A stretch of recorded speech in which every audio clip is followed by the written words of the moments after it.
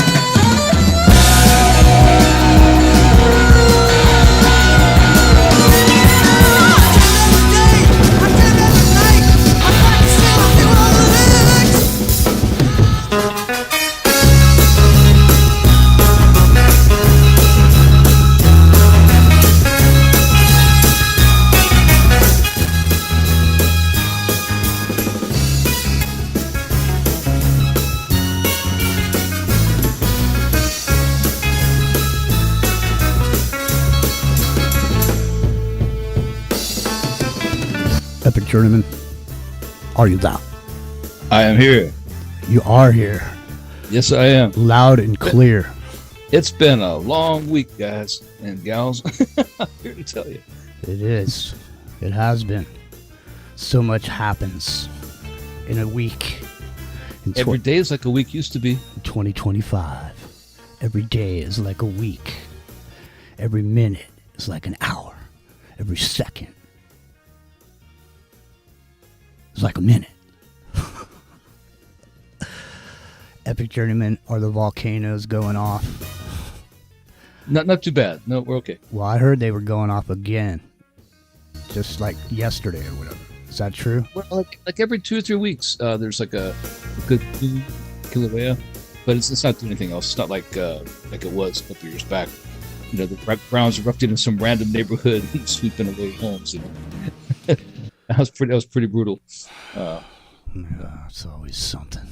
People don't know that, you know. I want to point that out to people. People think of like Kilauea when it erupted, and there was like the 6.2 earthquake and all that stuff, and it was a big deal.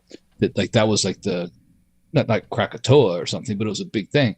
No, it was a big thing because we noticed it. The big thing was the ground 30 miles away opened up under people's houses and just started pouring lava out, like randomly in the middle of some random neighborhood in their lawn, you know. All right, well let me ask you a question, because there's millions of people now that are very upset with Oprah because apparently you gotta say it like this. Oprah. She blocked people trying to evacuate from the tsunami scare. What's going on with that now? I don't know. I was in the Big Island when it happened. It wouldn't surprise me. She lives over in not Kihei, like Kula. No.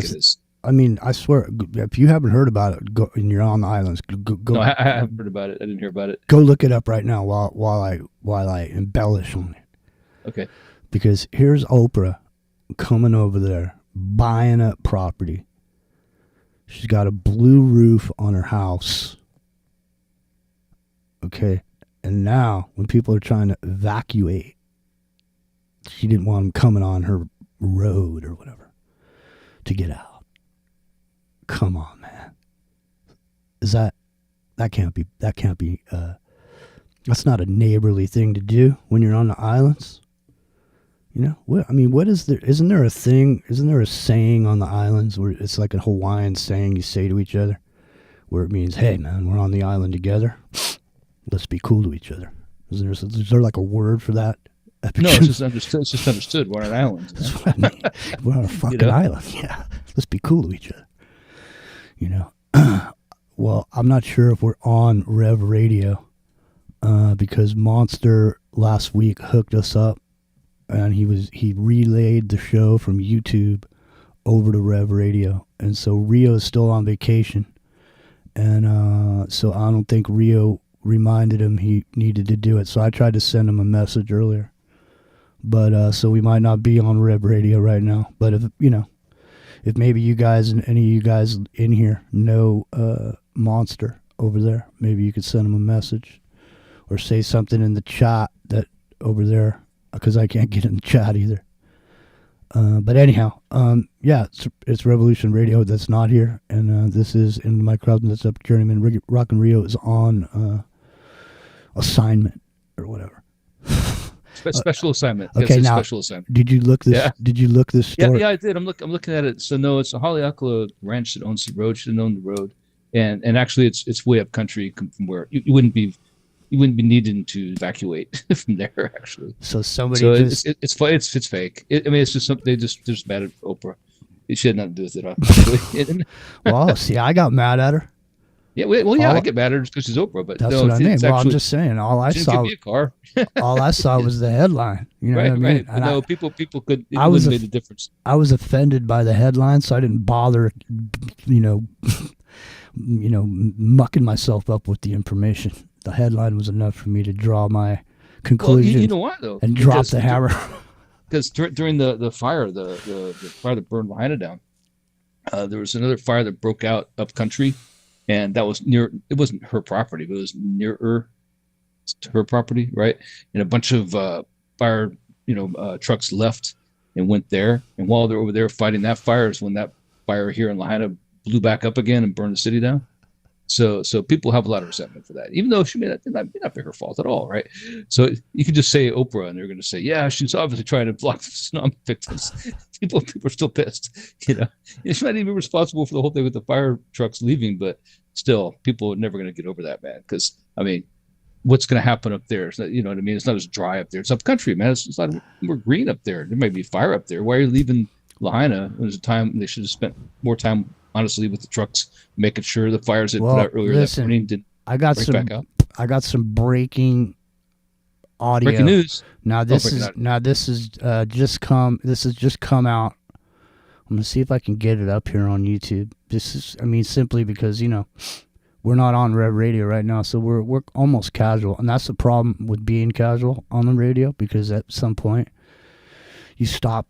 You just be casual all the time. You know what I mean? Epic Tournament. Remember how we used to be all professional and. We used to have everything dialed in. Man. It take hours to set up the show and get all the research points and papers. That's what I mean. It had like documents, had like the yarn board going. It wasn't always a yarn board. Might as well have been. Along with all the bullet points. That's what I'm saying, man. Okay, listen, I'm trying to find this video on here. Let's see. What's it called? I don't see it. I know it's here. All right, listen, you can't see it. It's too bad you can't see it. If you could see it, you'd laugh even harder than you're going to laugh. All right, here comes some breaking news from, well, you know who it is. Here it is. Biden and Kamala were total disasters. Look what they did to our beautiful country. But I'm gonna fix it like no one's fixed it before. I just signed an executive order to make groceries free, totally free. Frankly, nobody's been able to do it, and I did it quickly. Just go to your market and tell them Trump said everything is free and coming soon. More executive orders to make gas and rent free. Prices of groceries are skyrocketing. Well, there you go. Groceries are now It's all free, man. It's free. Yeah. Rent and what else did he say? Groceries. It's starting with groceries. Groceries are free now. Well, so You know that kind of archaic word. He's the word archaic. He said that ancient word or old word. The grocery. It's going to make the grocery free. Not free. He said to bring the price of the grocery down. Yeah. The grocery. He never uses the word, right? You got to consider this guy's talk about silver spoon. He's never had the good grocery shop in his life. That's what that means. There's a word he's learned for the campaign, basically. He don't go grocery shopping, dude. He says fuck it and goes down and gets himself a bucket. Yeah, he just grabs whatever. He's weird. Like he's gotten better. Like he never would shake people's hands before. But he's such a germaphobe that he only ate fast food because he believed even back in like the 80s people were going to kill him with the food. Yeah, well, that's how so many enemies, right? That's how they used to get rid of the king. Yeah, well, yeah. Slip him a little, and that's it. The mic is overmodulating. Which mic? My mic, or just the mic in general? We were debating that before the show. Inside baseball, we're trying to figure out the mic. D. Hodges in the chat is saying the mic was overmodulating. I adjusted some volumes. How's that?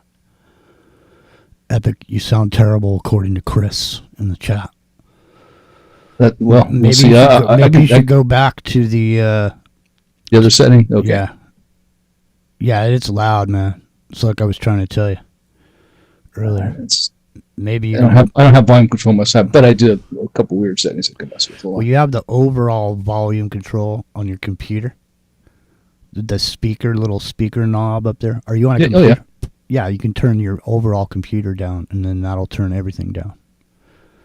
You think? I don't know. Everybody's saying you're too hot. Yeah, no, that'll definitely work. I've been doing this for years, man. That will do.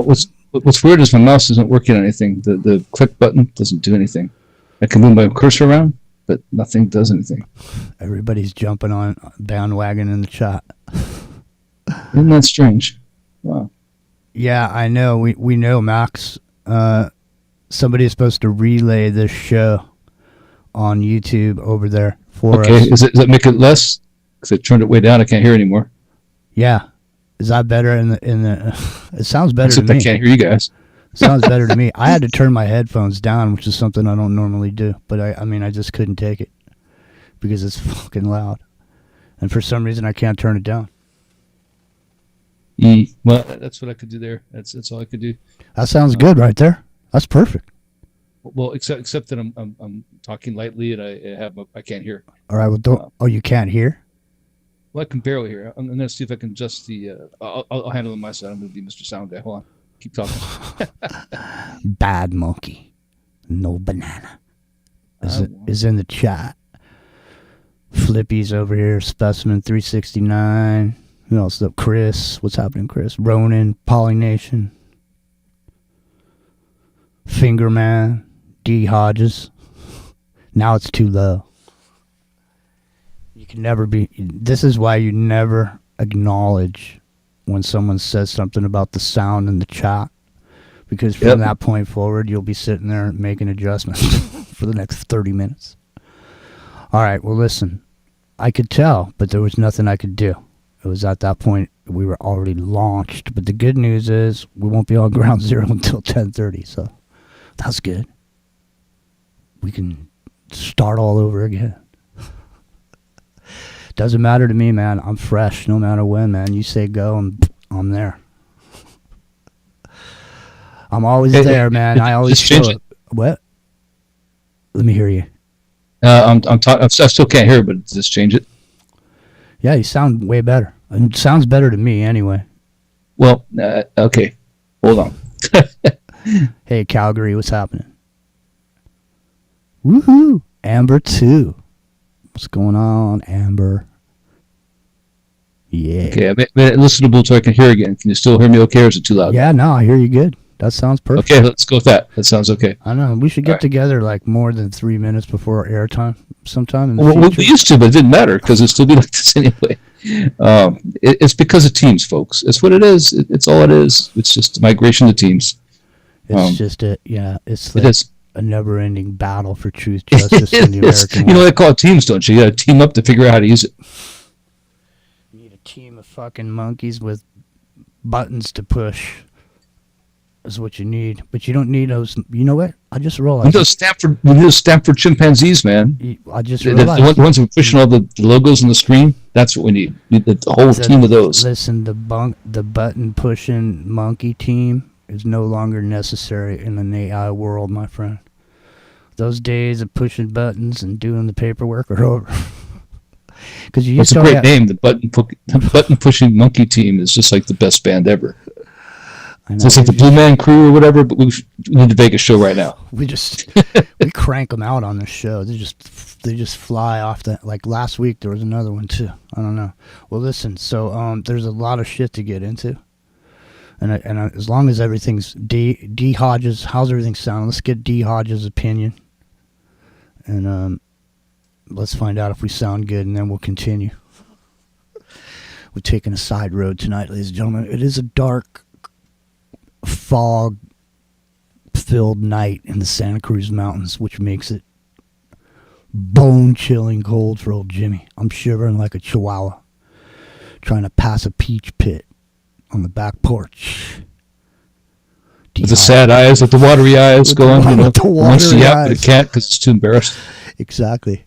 Yeah. Shivering like a chihuahua trying to pass a peach pit with watery eyes. That makes it even better. We give that to ChatGPT. Don't do it. Did you guys see the Elon Musk thing that went viral about the beer cat? No.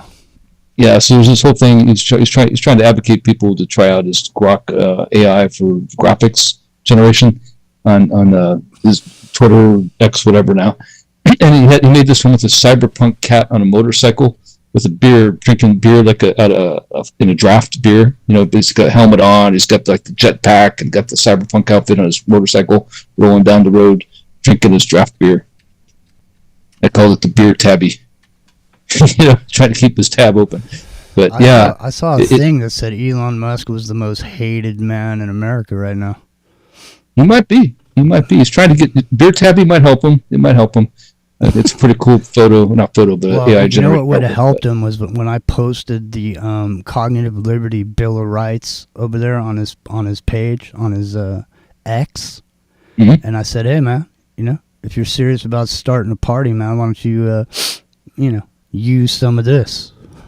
Or plank, yeah, no doubt. You know what I mean? Hey, guys like you grows on trees. The Dice Man. Where is he now? We should do a show about the Dice Man. Where is he now? I actually saw a video not long ago about that, actually. It wasn't where he was, per se. It was about like a tribute to his career, but kind of in asking that question, where is he now? You know, they had a clip of him on some show or on a podcast or something recently, like in the last couple months. Still knocking him out, still doing the same things, you know. Hey, Dave. Dave Mundo just joined us over in the chat. Good to see you, man. Thanks for stopping by. So, I'm not sure if someone hooked up or if someone can go in that chat room at Revolution Radio, let someone know, because I'm sure there's somebody over there that could just relay, just play this over there in that Discord thing. Because I don't even have the links or any of that stuff. Rio was hooking all that up, so I don't even have the link or whatever. So, anyhow, that's the deal. But in another hour, we'll be going on. We'll be going on with Ground Zero Plus immediately following On Beyond Zero with Clyde Lewis and Ron and all the gang. They'll be over there chatting it up, kind of like we are over here. So so what else is going on? There's been just like I said earlier this week, it's just the shit that goes by in a week. It's like I can't remember what happened on Monday. The moon will be full at 3:55 Eastern Time. I've noticed time stuttering lately. Let me explain. Like, you know how we were all talking a couple weeks back for the last 6 months before that, how time's speeding up, faster and faster. Yeah. But now I've noticed the last month or so, maybe a little more, but right about there, it stutters, where it's speeding by, like the whole day, especially trying to get some sleep at night, it speeds by, and then all of a sudden you're working and it's still speeding by, and then 1 hour seems like about 7 hours. It just goes on. Hey, Chicago Brew. Last week Monster relayed the YouTube show for us because Rio was out of town, and Rio's out of town this week too. But I think Monster, I don't know if he's going to do it or not, but I don't know if maybe you could do it or throw a message to somebody that might be able to, because I'm not hooked up to it. I'm not hooked up over there at all. So I sent Monster a message, but I figured it was too late because Rio did it last week, and he's like I say, he's on the road, so I'm not sure what happened with that. But there we go. All right, well, now that I saw Brew, I explained it to him. He at least can throw a message to somebody over there. Anyway, so as far as what's been going on this week, there's been this Epstein thing is all of a sudden just seeming like it's disappearing, because now there's going to be peace talks between Putin and Trump in Alaska. And apparently Putin wants Eastern Ukraine. And he'll declare peace. Well, nothing's changed there. I know. I mean, that's what I mean. So my mom. He's not going to get it. I mean, it's like, you just invaded Texas. Give us Texas, we'll declare peace against America. No, same kind of thing. So it's not going to go anywhere. Well, but I don't think the Epstein thing's going away, man. I mean, in my neck of the woods, it's still the hot topic. What do you think if they how about if they arm wrestle for Alaska? Well, I'm afraid too much KFC, man. What if I'm a little worried about that. It's interesting you brought that up, because I kind of think there's a part of this that hints at that. Not the arm wrestling part, but this idea of we'll be cooperating countries. We'll give you back part of Alaska you've always wanted, and we'll negotiate. Something weird. There's something weird about this. Why Alaska, of all places? The contested land between America and Russia, right? I mean, because it is contested. I mean, we've had it for since World War II, but and a little before World War II actually. But I'm not talking about Alaska. I'm talking about the Aleutian Islands and everything in between, along that old former land bridge. But why pick that place? I mean, it's not like there's a big giant gold mansion out there with all the dignitaries come meet in Anchorage or something. So where are they going to go? You know, that's what hit me right off the bat. This dude is so over the top that I wouldn't be surprised if he put out some kind of statement coming up to the meeting that, see what happens when I put my submarines over there in range. Oh yeah, they're range in report, by the way. I put my submarines over there, and Putin came right to the table just like that. They were ranged in San Diego. They didn't have to leave, you know. Okay. I put my submarines over there, man. Better watch out. Come on, man. Yeah, Alaska. I mean, of all the places, because they're hypothesizing it's going to be Turkey, it's going to be Hungary, it's going to be UAE. They're talking UAE big for a while there. You know, the Emirates, Dubai, maybe. And then, they come up with Alaska. Of all the places in the world. Do you think Sarah Palin will be watching the meeting with her from a window? From a window. Yeah, she watched from a window. Her glasses, with her fucking binoculars. She's over there. Yeah. She's got a headset on. 10-4. She'll have her drone eagle up there. Sitting down. That's crazy. From the footage Fox at 10 speaking of drone eagles, next. I like the sound of that, actually, drone eagle. Yeah. Well, I found something came up for me over the last couple of days. And I know you're going to know about this and you're going to be able to definitely speak to it. And I got some other information about it.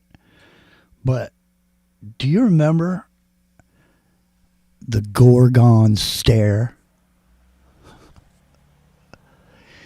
I do. You talk about Medusa, right? No, well, yes, but no, because there was a project called Gorgon Stare. Oh, I'm thinking mythology. Yeah, the Gorgon Stare is Medusa turning people stuff. Think mythology, because that's part of it. That is definitely part of it. But the other part of it is there was a book that came out. It was called The Secret Rise of the Gorgon Stare, How It Will Watch Us All, by Arthur Holland Michael. It explores the unsettling reality behind this technology originally developed for military use in Afghanistan and Iraq. Gorgon Stare can surveil entire cities all at once, recording high-resolution video that allows analysis to rewind time, tracking movements, vehicles, and patterns across vast urban landscapes. Its employment turns stall-fast insurgents into pixelated targets. But what happens? Project Argos, yeah, that's what that is. What happens when the same godlike power is turned inward on the American people, Epic Journeyman? That is the fucking question. Well, they tested it in San Diego, so it's I know. That's why I know you know about it. And I know you. Because General Atomics developed. They were putting them on Predator drones. Right, you worked. Right, and Reaper drones, and in conjunction with BAE, and they were taking. It was a million, literally a million, not just exaggerating. A million cameras from cell phone cameras and putting them around what used to be the eye in the sky that the normal Predator drone would use. Right, and what it did is it flew over. It loitered for 40 hours at a time, recorded everything all at once, and so, but it kept the telemetry data. So that when you flew over San Diego, which is a pilot city, you could go back and you could say in that 40-hour span while it was up in the air, and they put another plane up afterwards or just refueled that one and send it back up. And what they could do is it's all date and time stamped, right? So if you were walking outside your garage on Tuesday at 10 p.m., it can go back and find you walk outside your garage at 10 p.m. That's how advanced it was. And that was back in 2008, I think. 2005 it started developing. 2008 it was already like full-on developed. That was between BAE and General Atomics. Project Argos. Yep, and that is what this is from. That's exactly what that is. And that's an absolute real thing. And now it's not just on those drones, it's on satellites. And it records everything for that entire time. So it can record, if you left your house on last Wednesday and you walked down to 7-Eleven and you tried to say you didn't do it, it could just roll back the tape essentially and say, well, here you are. Here's you leaving your house at 10:15 p.m. You walk down to 7-Eleven, you got the cigarettes. I see you have a beer there too, or in my case, it'd be a beer maybe, not yours, right? There's no 7-Eleven here where I'm at, but you get the point. Point being, it just roll back the tape. And the thing is, it's not tape; it's all digitally stored. Mm-hmm. This is only going to get better and better and better. We talked about LifeLog before. This is like a surveillance version of LifeLog where it doesn't have to be looking for you specifically. It just has to roll back to the time the camera was on you.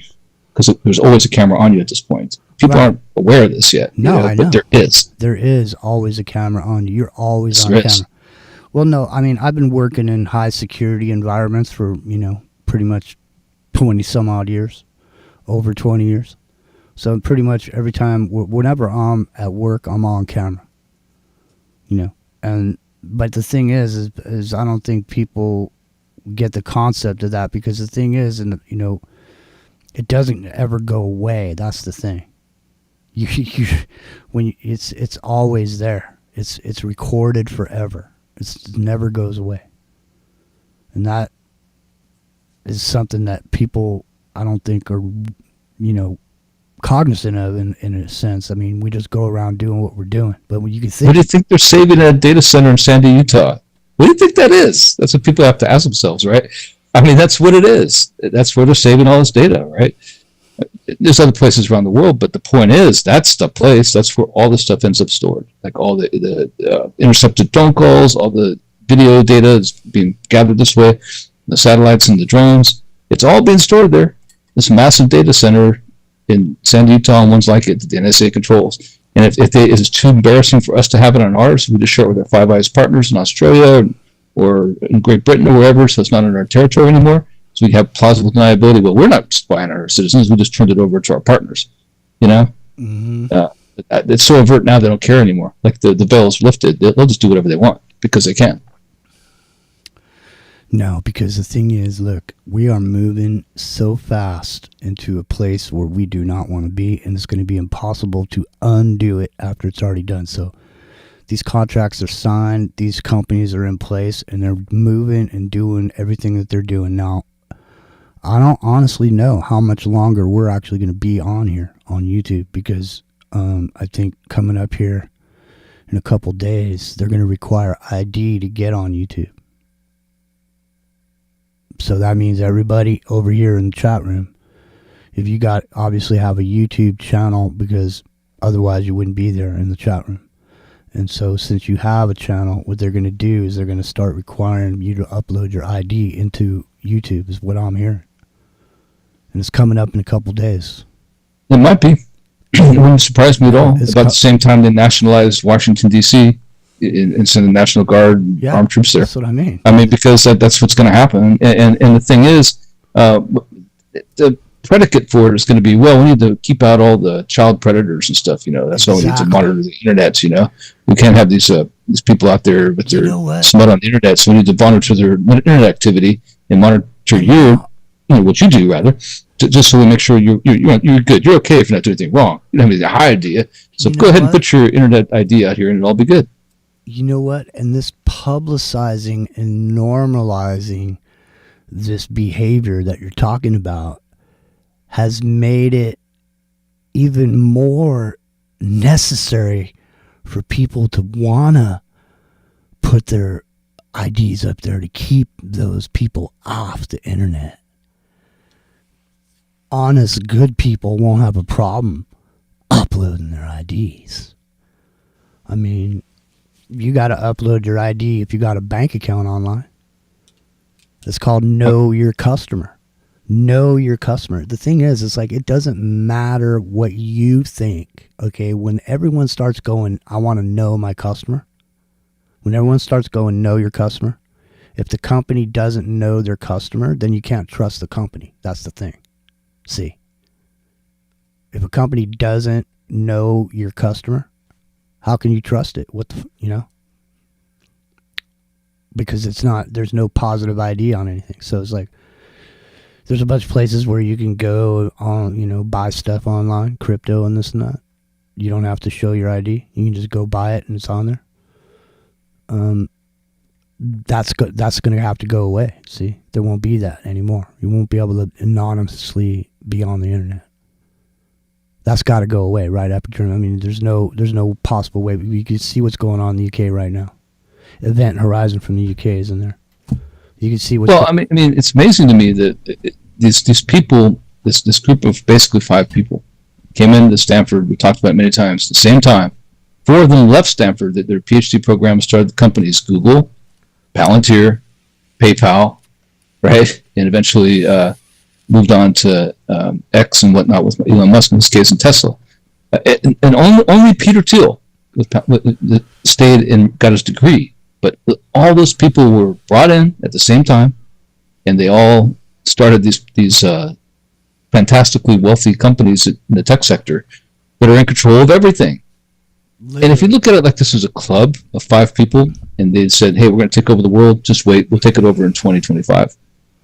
How could you argue that it didn't succeed? Because they did, didn't they? Sergey Brin and Larry Page started Google. Peter Thiel started Palantir, along with PayPal, along with Elon Musk, right? And who am I forgetting? This 5th guy. But anyway, the point is that they all came in at the same time, and every single one of them exactly succeeded at what they attempted to do. And they're here. It's all coming back to roost right now. It's like they planted the seed.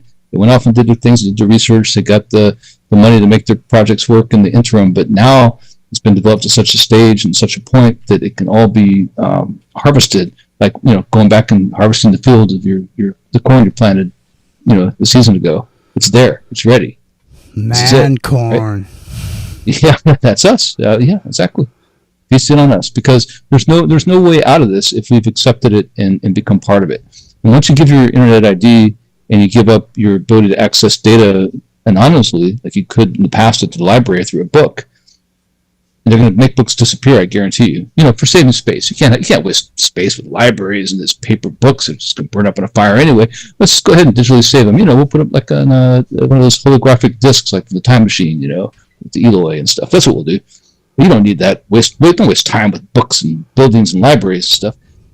Look what they did with the Constitution a couple of days ago. They eliminated whole sections of the Constitution. They were literally eliminated on the webpage. Whole sections, right? Ministry of Truth stuff, right? And it was only because people called it out, like, hey, man, what happened to these whole parts of the Constitution? Article 1, right? What happened to them? Article 1, Section 8 or whatever, and another one. Completely eliminated. 8, 9, and part of Article 1. All right, listen to this. You ready? Here we go. Sure, right?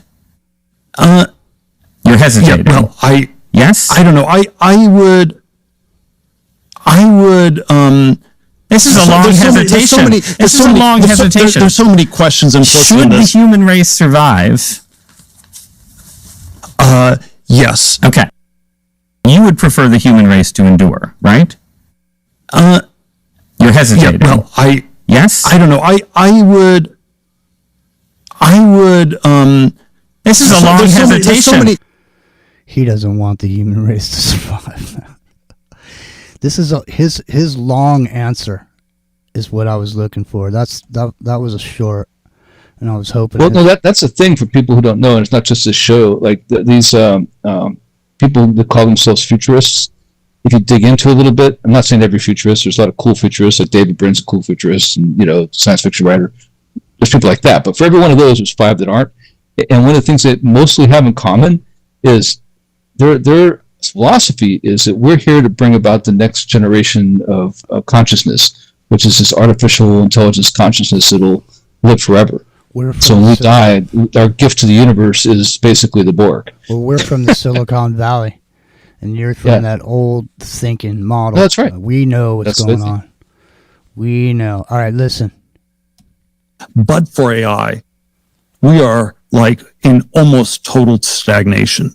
But the world of AI is clearly filled with people who, at the very least, seem to have a more utopian, transformative, whatever word you want to call it, view of the technology than you're expressing here, right? And you were mentioned earlier the idea that the modern world used to promise radical life extension and doesn't anymore. It seems very clear to me that a number of people deeply involved in artificial intelligence see it as a kind of mechanism for transhumanism, for transcendence of our mortal flesh, and either some kind of creation of a successor species or some kind of merger of mind and machine. And do you think that's just all kind of irrelevant fantasy? Or do you think it's just hype? Do you think people are trying to raise money by pretending that we're going to build a machine god, right? Is it hype? Is it delusion? Is it something you worry about? I think you would prefer the human race to endure, right? You're hesitating. Yeah, well, yes. I don't know. I would.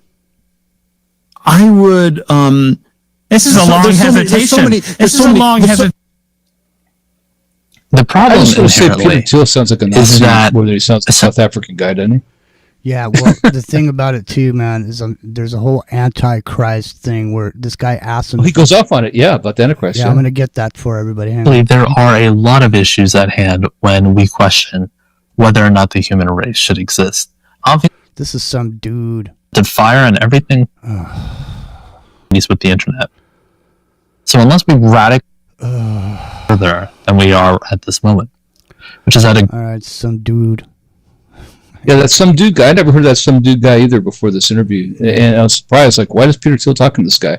I'm sure I might have saw him somewhere or heard about him somewhere before, but I never listened to anything from him. He's gifted with this great interview with Peter Thiel. Is kind of the guy that's been the guy in disguise and cloaked this entire time from us. Nobody's heard from Peter Thiel this entire time, even though he was involved with all the, Burning Man things and all the Silicon Valley, tech bros monopolizing the technology they had and making it what they wanted for them to, make their future possible.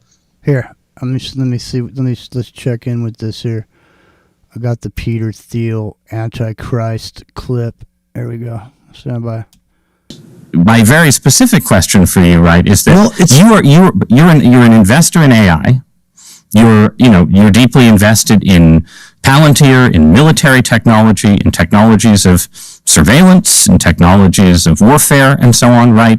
And it just seems to me that when you tell me a story about the Antichrist coming to power and using the fear of technological change to sort of impose order on the world, I feel like that Antichrist would maybe be using the tools that you were building, right? Like, wouldn't the Antichrist be like, great, we're not going to have any more technological progress, but I really like what Palantir has done so far, right? Yeah, I mean, isn't that a concern? Wouldn't that be the irony of history would be that the man publicly worrying about the Antichrist accidentally hastens his or her arrival?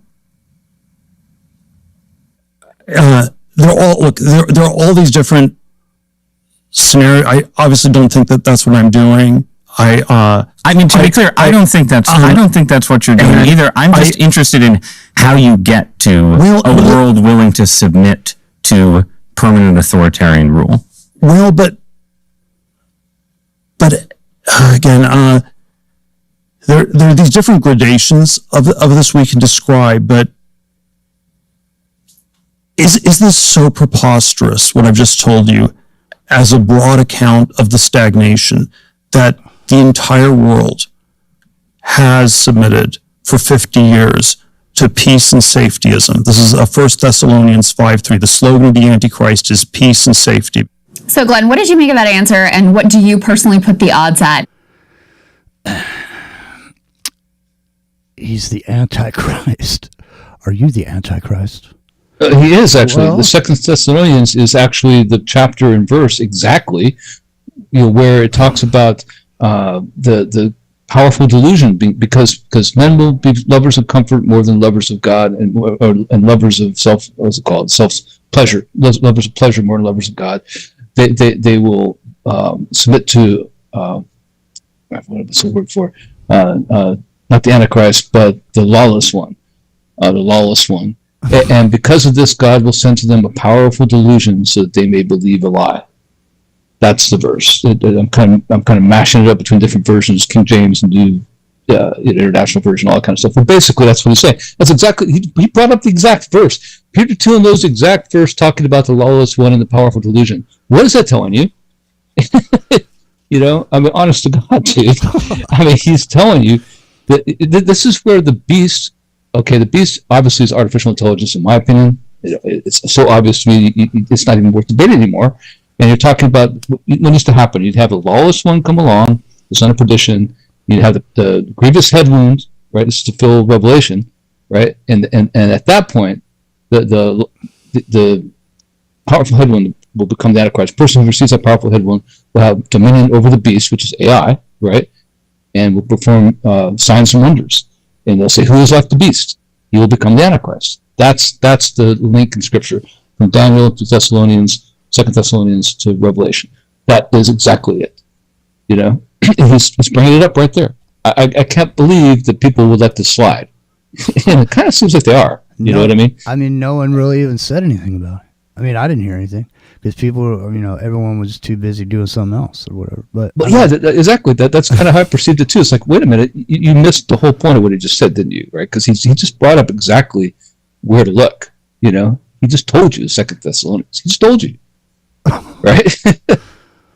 I mean, that's the verse. That's the verse where the lawless one and the powerful delusion and the beast all come into play. But that's the origin story of all that. I mean, you can go back to Daniel, right? Is the origin of the coming of the Antichrist. But as far as where it happens in the beast and the powerful delusion, where people shall believe a lie, and what will make the beast manifest and be controlled by was formerly the lawless one, potentially maybe somebody else that will become the Antichrist because he has dominion over the beast in Revelation. Peter Thiel. Yeah, I mean, Peter Thiel just told you. He's come across a very religious guy, generally speaking, you know.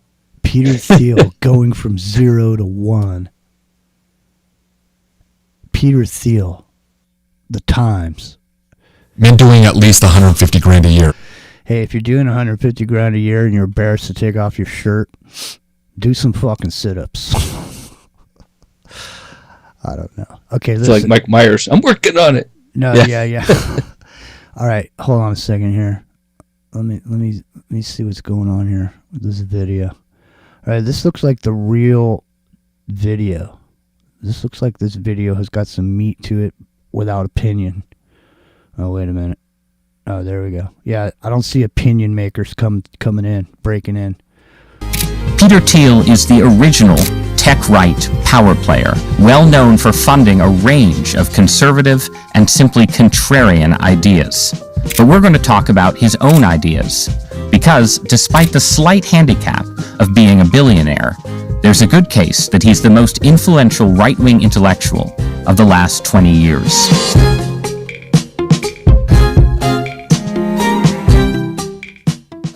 Peter Thiel, welcome to Interesting Times. Thanks for having me. You're very welcome. Thanks for being here.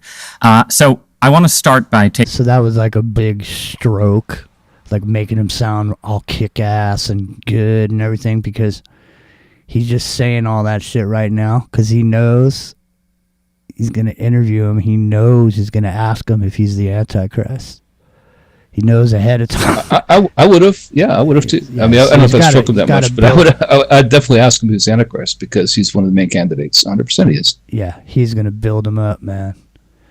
He's going to build him up, and then he's going to knock him down with the Antichrist.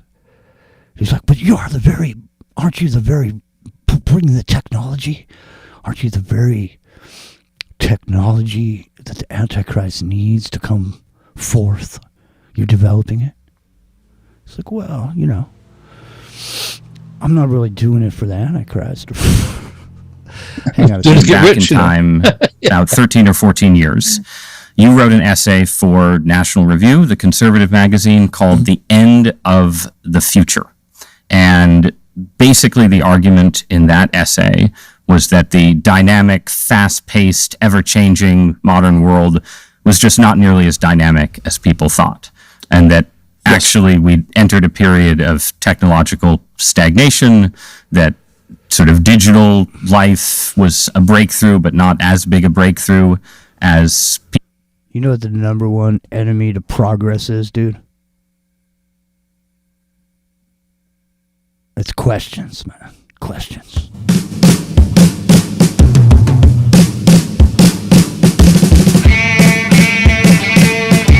To the microcosm.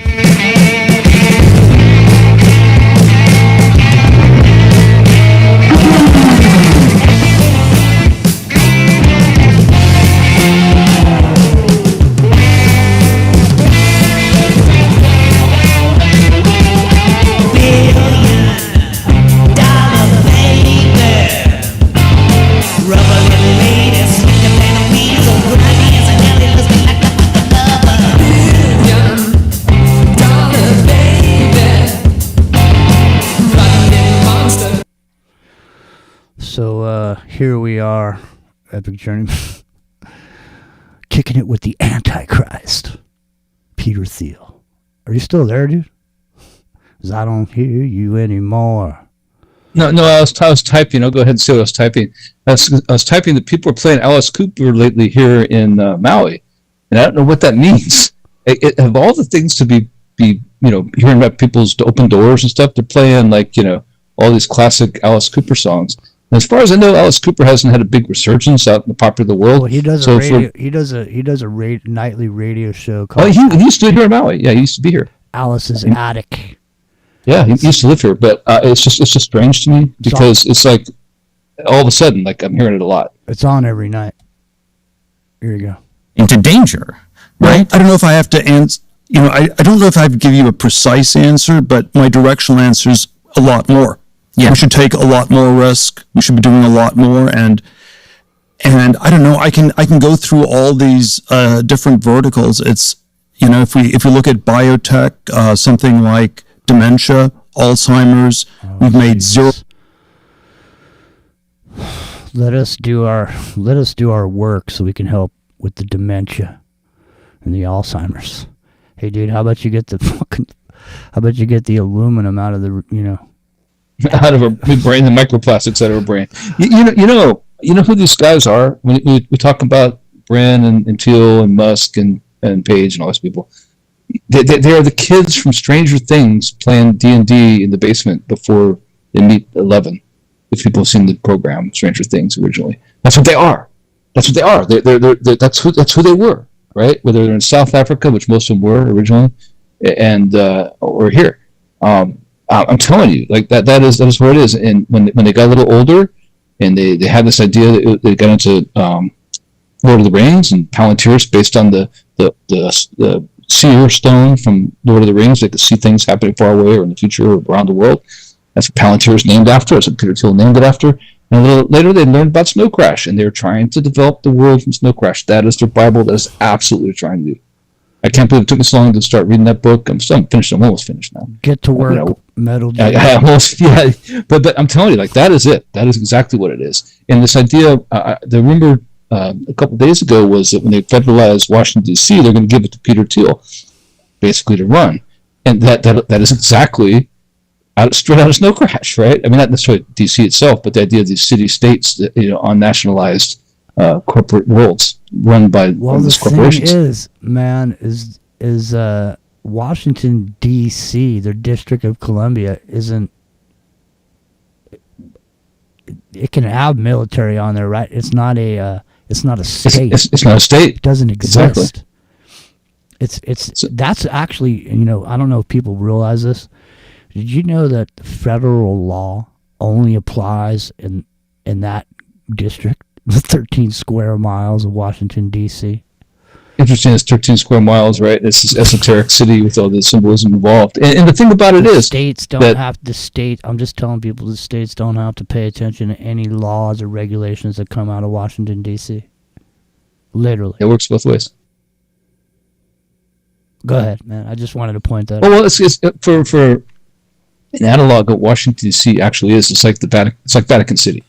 Exactly, or City of London. Yeah, it's an unincorporated. It's not a state. They have a representative. It took a long time to get that. Like they have one representative, but they still don't get to vote.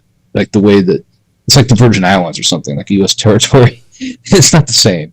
They don't have a senator or anything like that. They don't have representation. The state does. And 700,000 people live there. 700,000 people live in Washington, D.C. Somebody should go over to the American Civil Liberties Union website and look up constitutional free zones and see if Washington, D.C. is a constitutional free zone.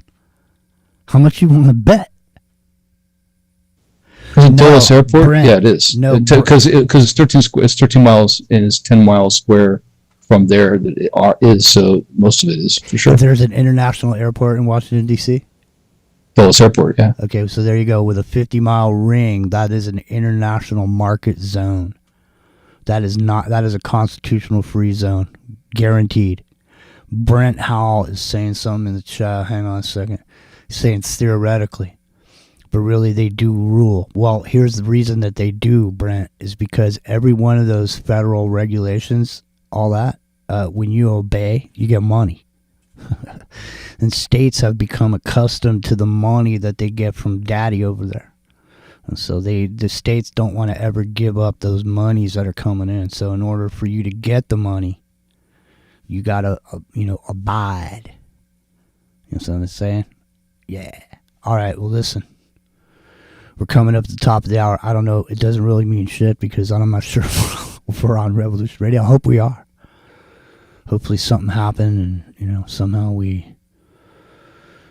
someone relayed us over there. I'll try to get it figured out so next time when Rio, I don't know how often Rio's going to be on assignment, but next time when he goes on assignment, we'll have it squared away. But in the meantime, like I say, it's coming up to be the top of the hour, and we're going to definitely take a break because old Jimmy needs to step off the perimeter and check my coffee pot real quick. Just simply because it's cold outside. And I don't mean that in a misogynistic way. I don't mean it's cold outside like that. We were talking about that. All right. If we are on Revolution Radio, it's top of the hour. Don't forget, stop by, become supporters. 48 hours a day, 7 days a week, Monday through Friday, and Saturday and Sunday too. You'll find something there. It's in the microcosm. She ain't waiting till she gets older. Her feet are making tracks in the winter snows. She got a rainbow that touches her shoulder. She be headed where the thunder rolls. Oh, oh, oh, she got that rhythm of the road. Oh, oh, oh, she get crazy, woman get crazy. She can't go. She just looking good. She comes like the secret wind. She's as strong as the mountains, walks tall as a tree. She's been there before, she'll never give in.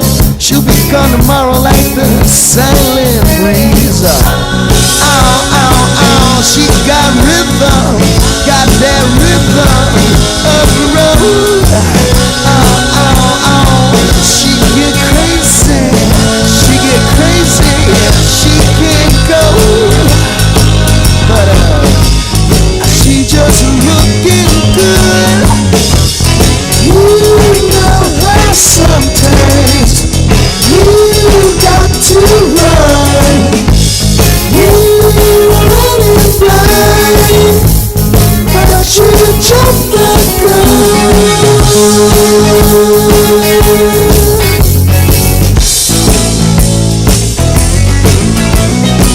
The question is not does love exist, but when she leaves, where she goes. I got the feeling she don't know either. Wait like the wind, watch where she blows.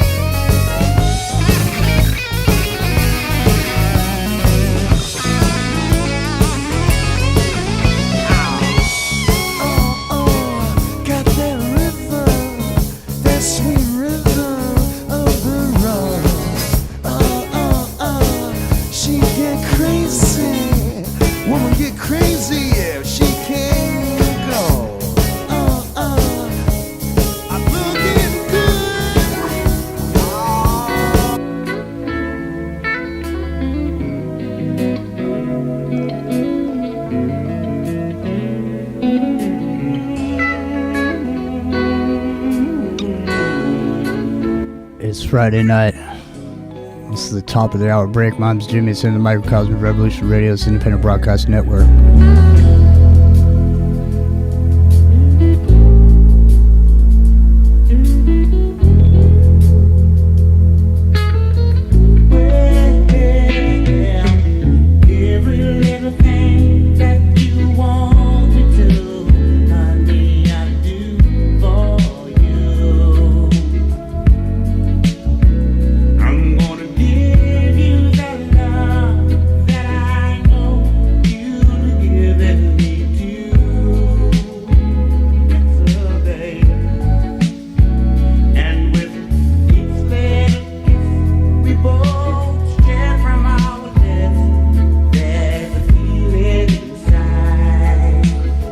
There goes Joel Keel.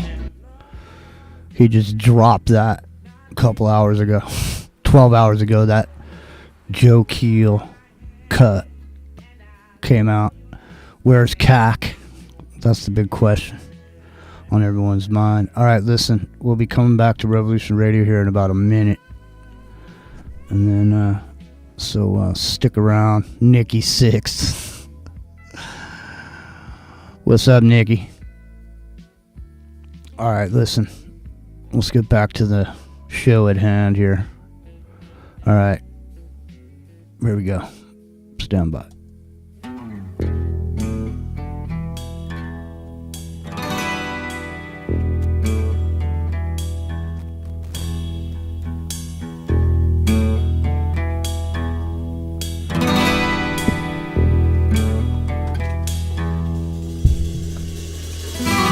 Welcome to my nightmare. I think you're gonna like it. I think you're gonna feel you belong. A nocturnal vacation, unnecessary sedation. You wanna feel at home, 'cause you belong. Welcome to my nightmare.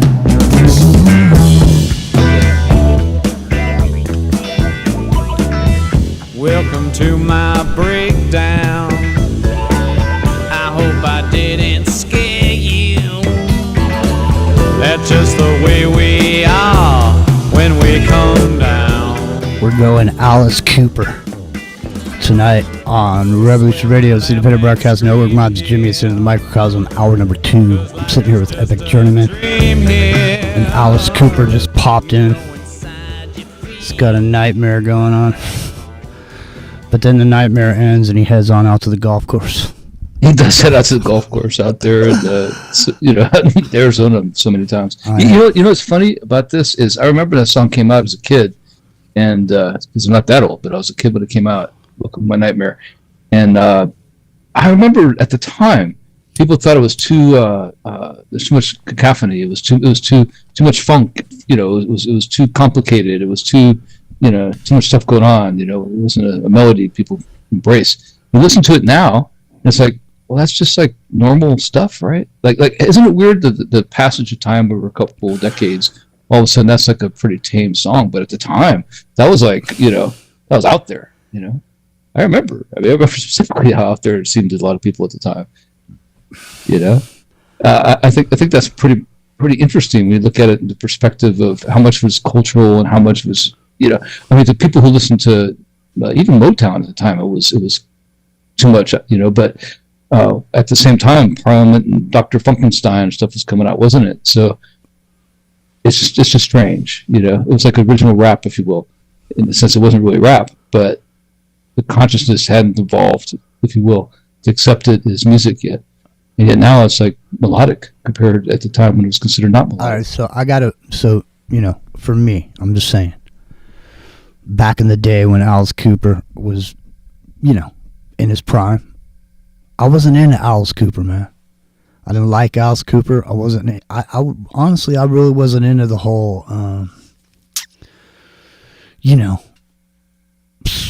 that whole thing with, that type of, you can't even call it goth rock, like the makeup rock, Kiss and it's like operatic. Alice Cooper, it's like a rock, thematic rock, thematic. It's like a rock fucking opera or whatever. There you go. He's stabbing babies with butcher knives and shit on stage and all this.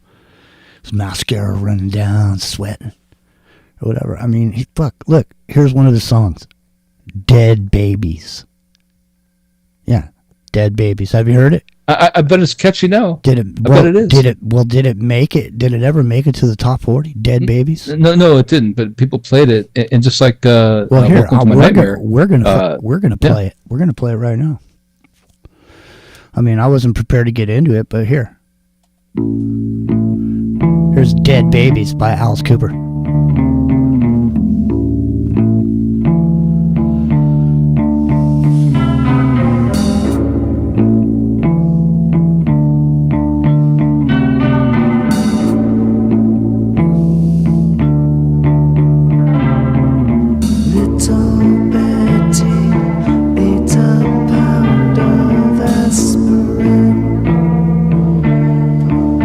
right. First of all, I don't know, man. Here's another one. Halo of Flies. This is off the Killer LP. Desperado. All bad, right? All bad names. Desperado is another cut off that same record. Killer is another one.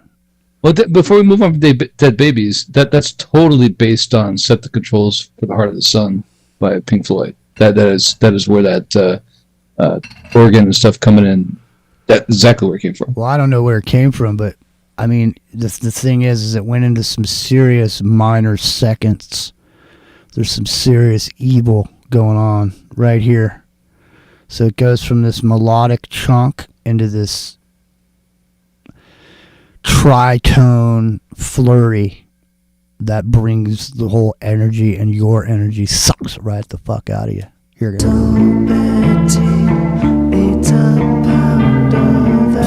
You hear that? All right, listen.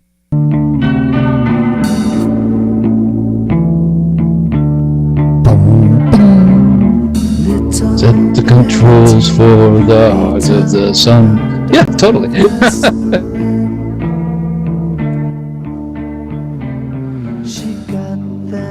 Right there. Listen to that.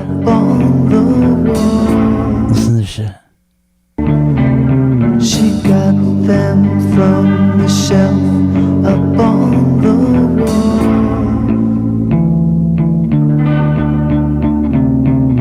Betty's mommy was. What the fuck? I'm telling you, now, man. the bass lines from Alice Cooper music, when you listen to them like this, what you realize is it's exactly where Nirvana got their inspiration from. If you go back and listen, to Nirvana and you listen to the intros and to how they played the bass related to this, that's where that's definitely an inspiration, no doubt about it. The guy was ahead of his time, actually. Like I'm not a big fan of Alice Cooper, wasn't back then, but I like him more now because I can see even in his derivative, he pioneered something. The thing is, though, it was shtick. Yeah. I mean, he wasn't that. In other words, maybe he never. I don't think he ever really drank or did drugs. So like he would put on like Ted Nugent, yeah. He would put on this costume and shit. But like after it was over, he wasn't like laying around with mascara and tight leather or whatever. No, he's heading to the golf courses, plaid pants. He's a fucking. The dude is a total conservative too. Yeah, absolutely. Which is totally funny. No, we're not saying that as a demeaning, or that's the word I'm looking for, demeaning comment. No, he really is. Like he always kind of was. Well, that's what I'm saying. I mean, but I'm just saying, you would think, you know, by looking at him, you think he's like a, you know, hard rocking, partying, whatever he was.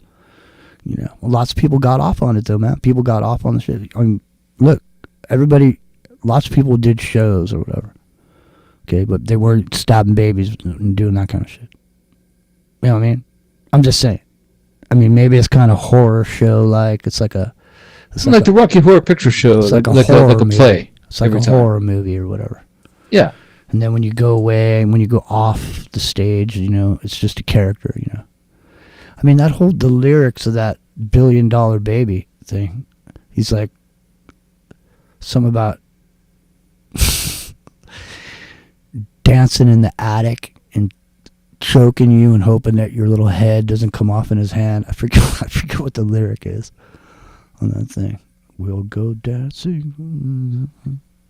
Well, I have a lot more respect for him in my older age than I did at the time. But at the same time, like I think part of that's related to the fact that it's not as avant-garde anymore. Like it's like what's that guy's name? Arsenio Hall. Sorry, people who are Arsenio Hall fans are going to be mad at me. But he made this joke. He was, and somehow he got away with it on evening TV. They just blurted out the bad part when he was talking to Jay Leno, I think it was at the time, and he's talking about how hip hop's become this normalized thing, and in the future we're gonna have these songs playing.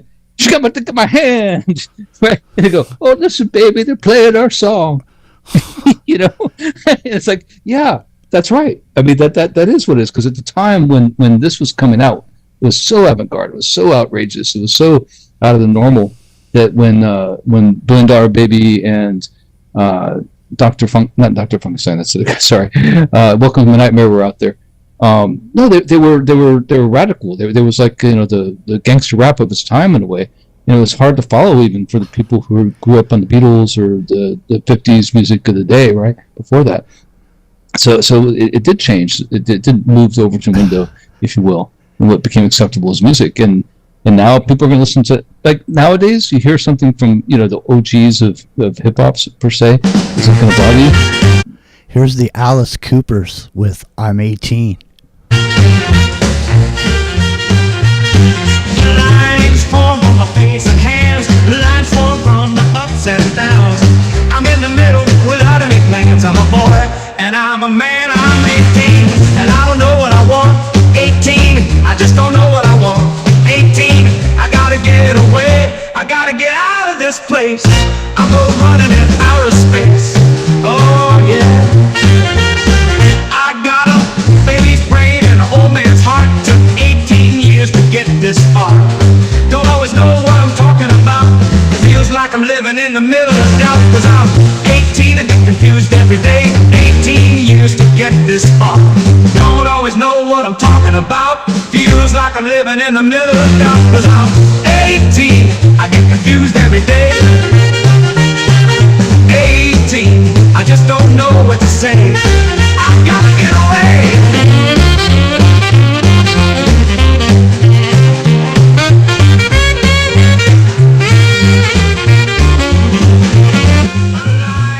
Man, there they go. The Alice Coopers. There you go. Now that is an AI creation for sure. But, gotta say, I like it. I think I might like it more than the original. I don't know.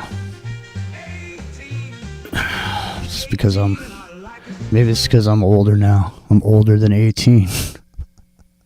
But seriously though, I mean, really, isn't that really what put Alice Cooper on the map? Was 18, that song? That definitely was. That put Alice on the map. Are you still there, man? Oh, definitely. Yeah. All right. I just want to make sure you're still there.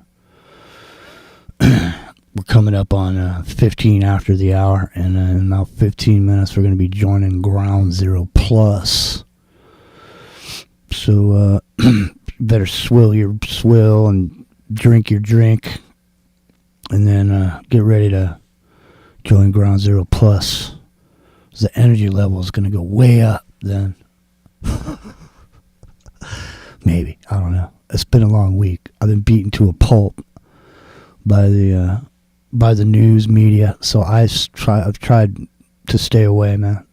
It's like getting flogged. You know what I mean? Epic Journeyman. If you just go there and open up a discussion of some kind, you want to go look for something. You're sitting around, you're about to eat, you need something to read, something to look at. You know, you go over there, and now, bam, you get opened up a whole can of worms. One thing leads to another, and then you know what happens. Days go by. Next thing you know, it's skaboosh. You know what I'm saying? Like Rock and Rio, he's skabooshed. Skabooshed. He's I feel like I need some goulash with that. It's a Hungarian term or something. Skaboosh. It's time for us to skiboosh. What the hell's going on around here? I'm just getting ready for this adventure over here. Coming up while we segue out. So everybody's trying to get me to the BF6 open beta. I don't know if anyone in the chat wants to elaborate on what that is. But anyway, I was just commenting in chat about beta testing on video games. I've been a beta tester for, decades. And so it's just funny to me in a way, because talk about gamers. This isn't our subject of the show today. Like, I am the ultimate gamer, man. I've played every game probably ever made. Not ever made, obviously, but every significant one from almost since inception. And it just blows me away, like how advanced gaming has become. Like, do you know you can be a multimillionaire as a gamer now? Like, if I suspected it had become true, but it was past my prime, when the international gaming leagues, became a thing. We could win $1 million prizes, as part of a team. You yourself, your team might win $20 million, for winning some of these competitions, right? It's amazing. You can be a sports star, a virtual sports star, for just playing the video game. What does that say about us? I'm not sure what that means. You know what I mean? Like, I love games, but I'm not sure it's a good thing. Man, I'll tell you right now, if you were to watch the internets, you'd think people were running around with these big stacks of money, big stacks of it. Somehow they're making this money. This dude's like, you know what, man? I put this fucking app on my phone. Look at this month, $64. Next month, $1,400. This month, $64,000. You know what I mean? What are they? And this other thing, have you seen these videos with these people with these white cards? These white ATM cards? They come pulling up to an ATM, put this white card in, type in some code, and next thing you know, the machine just empties. I mean, I don't know, whatever they're typing in, I don't know if it means empty. Wow, man, that's a callback, So I'm not familiar with this, but I do know that's a callback to the White Stone. The White Stone was what, if you won in the Gladiatorium of Rome, or you won the Olympics back in Greece, you were given this White Stone, and it gave you carte blanche to do whatever you wanted to. You just showed them the White Stone, right? And so if you wanted to go get whatever you wanted, whether it be the ATM or the girls at the brothel or whatever, you showed the White Stone. Don't show. Isn't that a trip? Don't show me the White Stone, dude. I don't want to see it. That's got to be our band name, White Stone. There you go, White Stone. Wait, I thought it was what was it? The other one? With the chimpanzees. Button pushing monkey gang. Yeah. Or what? But well, that might be too complex for today's society. Well, maybe White Stone. The thing is, dude, is you got to realize that George Carlin said they just wanted you to be smart enough to push the buttons and do the paperwork. Now you don't even have to do that. So what the fuck is everybody going to do? And here's the thing.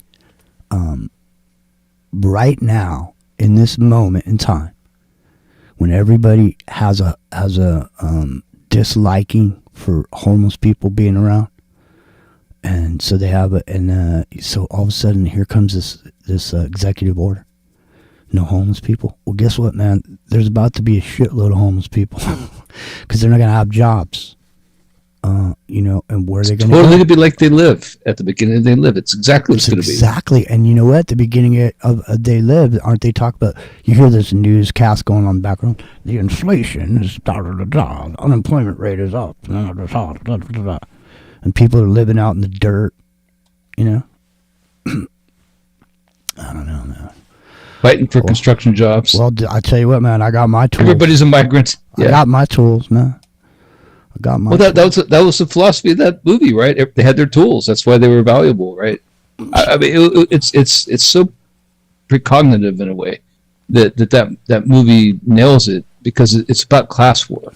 It's entirely about class war, and it doesn't matter if it's an alien class or a human class. It doesn't matter. It might as well be alien. They're billionaires. You only have a couple seeds to eat that day, and you have to decide whether to eat them or plant something to gather in the future, because you don't.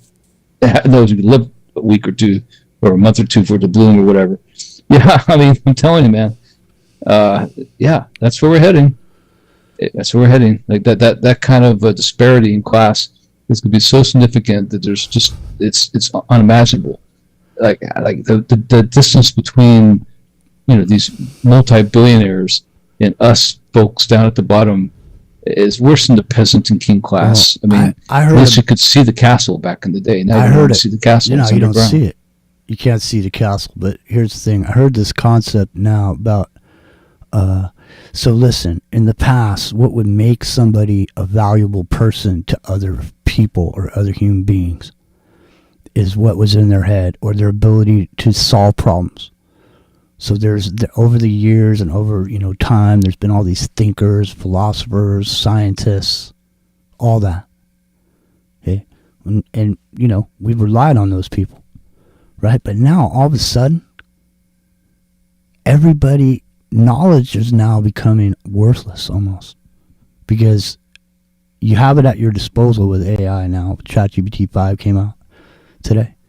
Grok 4. You have all this shit. Everybody is equal ability to find out information at any given moment. You could know anything you wanted to know right now.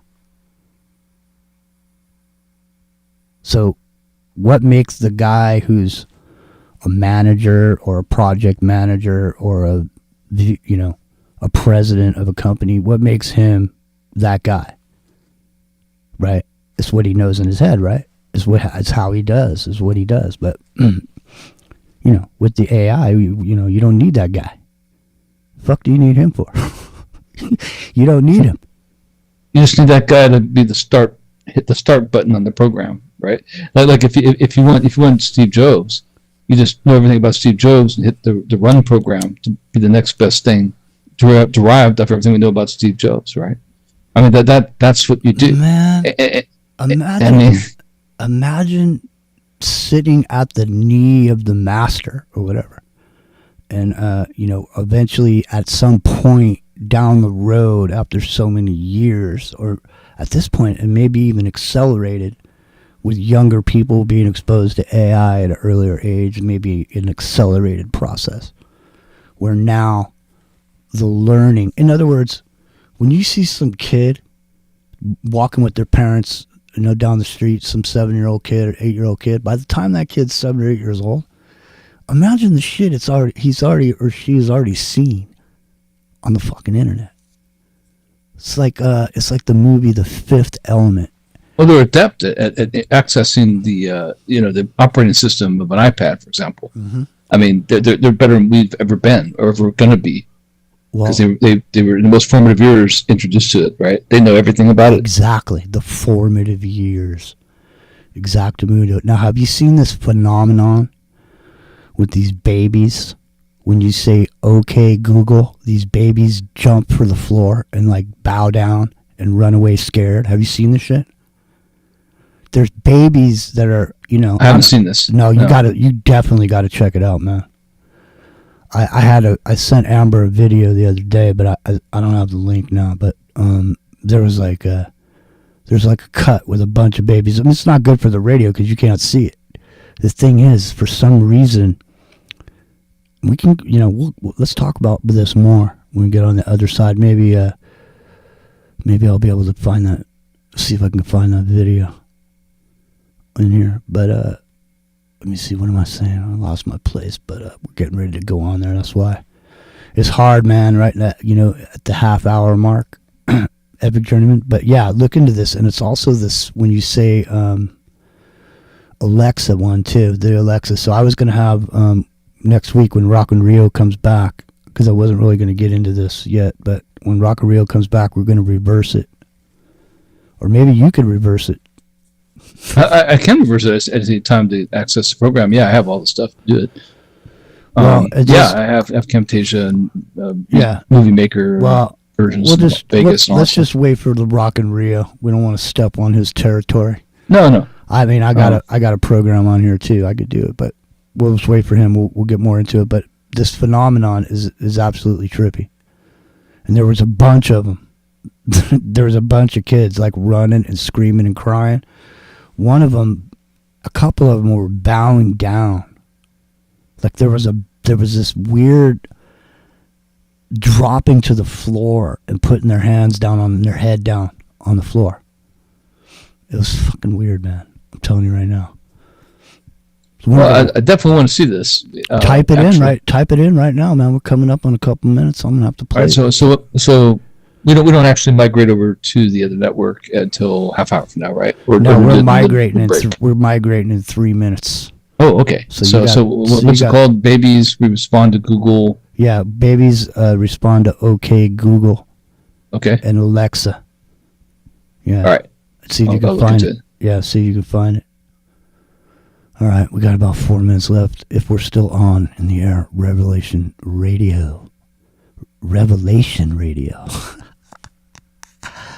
All right. Revelation of the Method on Revolution Radio. Somewhere in time. My name's Jimmy. everything will have a different meaning in the future. All right, we're getting ready to go here. Let me see here.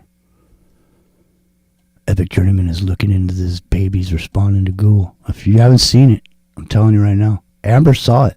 She's in the chat. She could back up old Jimmy. I'm telling you right now. Babies are bowing to it. And I'm wondering, and this is, I know this may seem outlandish, but this is honestly what I was thinking. That somehow, when those babies were in the womb, you know, their parents, for whatever reason, they were saying, "Okay, Google." And I'm in my mind, what I immediately thought when I saw this and I heard about what it was immediately what I thought was, when that baby was in the womb, those parents said, "Okay, Google," the iPad or whatever device it was, all of a sudden went boom. Yeah, I'm watching right now. That's what it is. They got pulsed, and they're diving to get away from the pulse. They're getting, yeah, that's exactly what it is. They're getting queried by the operating system. Exactly. Mm-hmm. And not them as the baby, but the person. When they say that word, then all of a sudden the signal goes out to amplify, because they're aware of it, and they're still consciously aware of it, and they take cover. Yeah, that's absolutely what that is. Yeah, because when you call out to Alexa, the same thing happens. It's sitting there, sleeping. Don't have Alexa, please, people out there. My God, man, don't. I mean this from the bottom of my heart. Don't do that. No, this is a trip. But so now, that really blows me away too.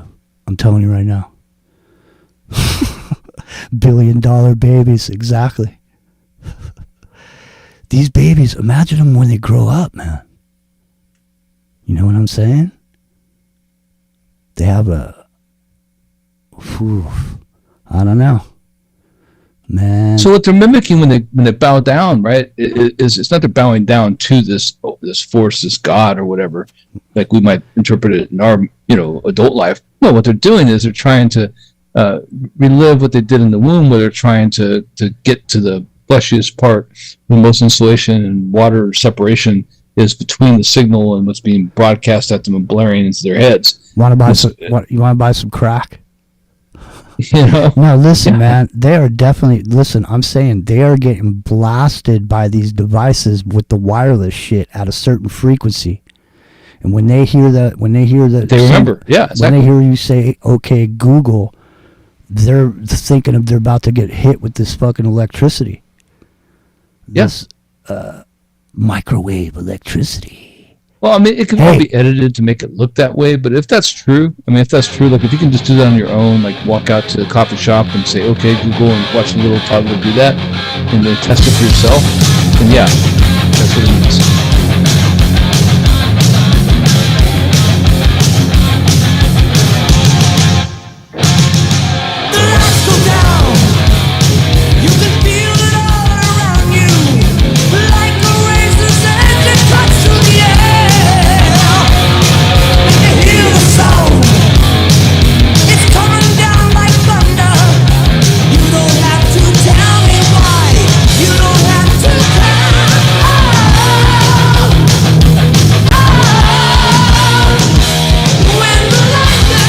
We're hot.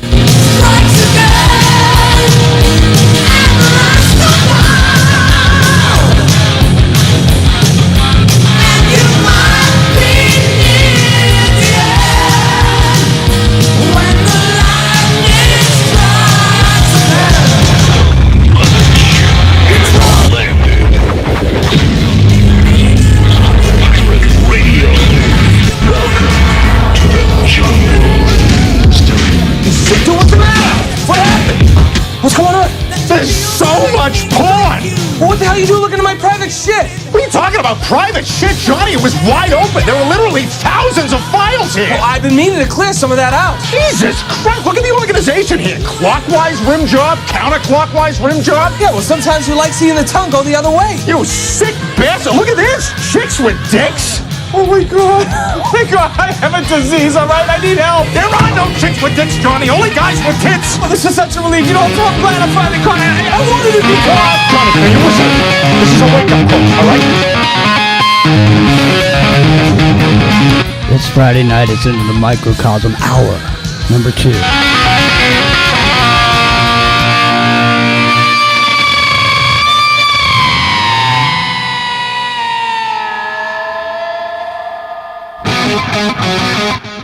Hey, what happens if you say, "Okay, Google," by your baby?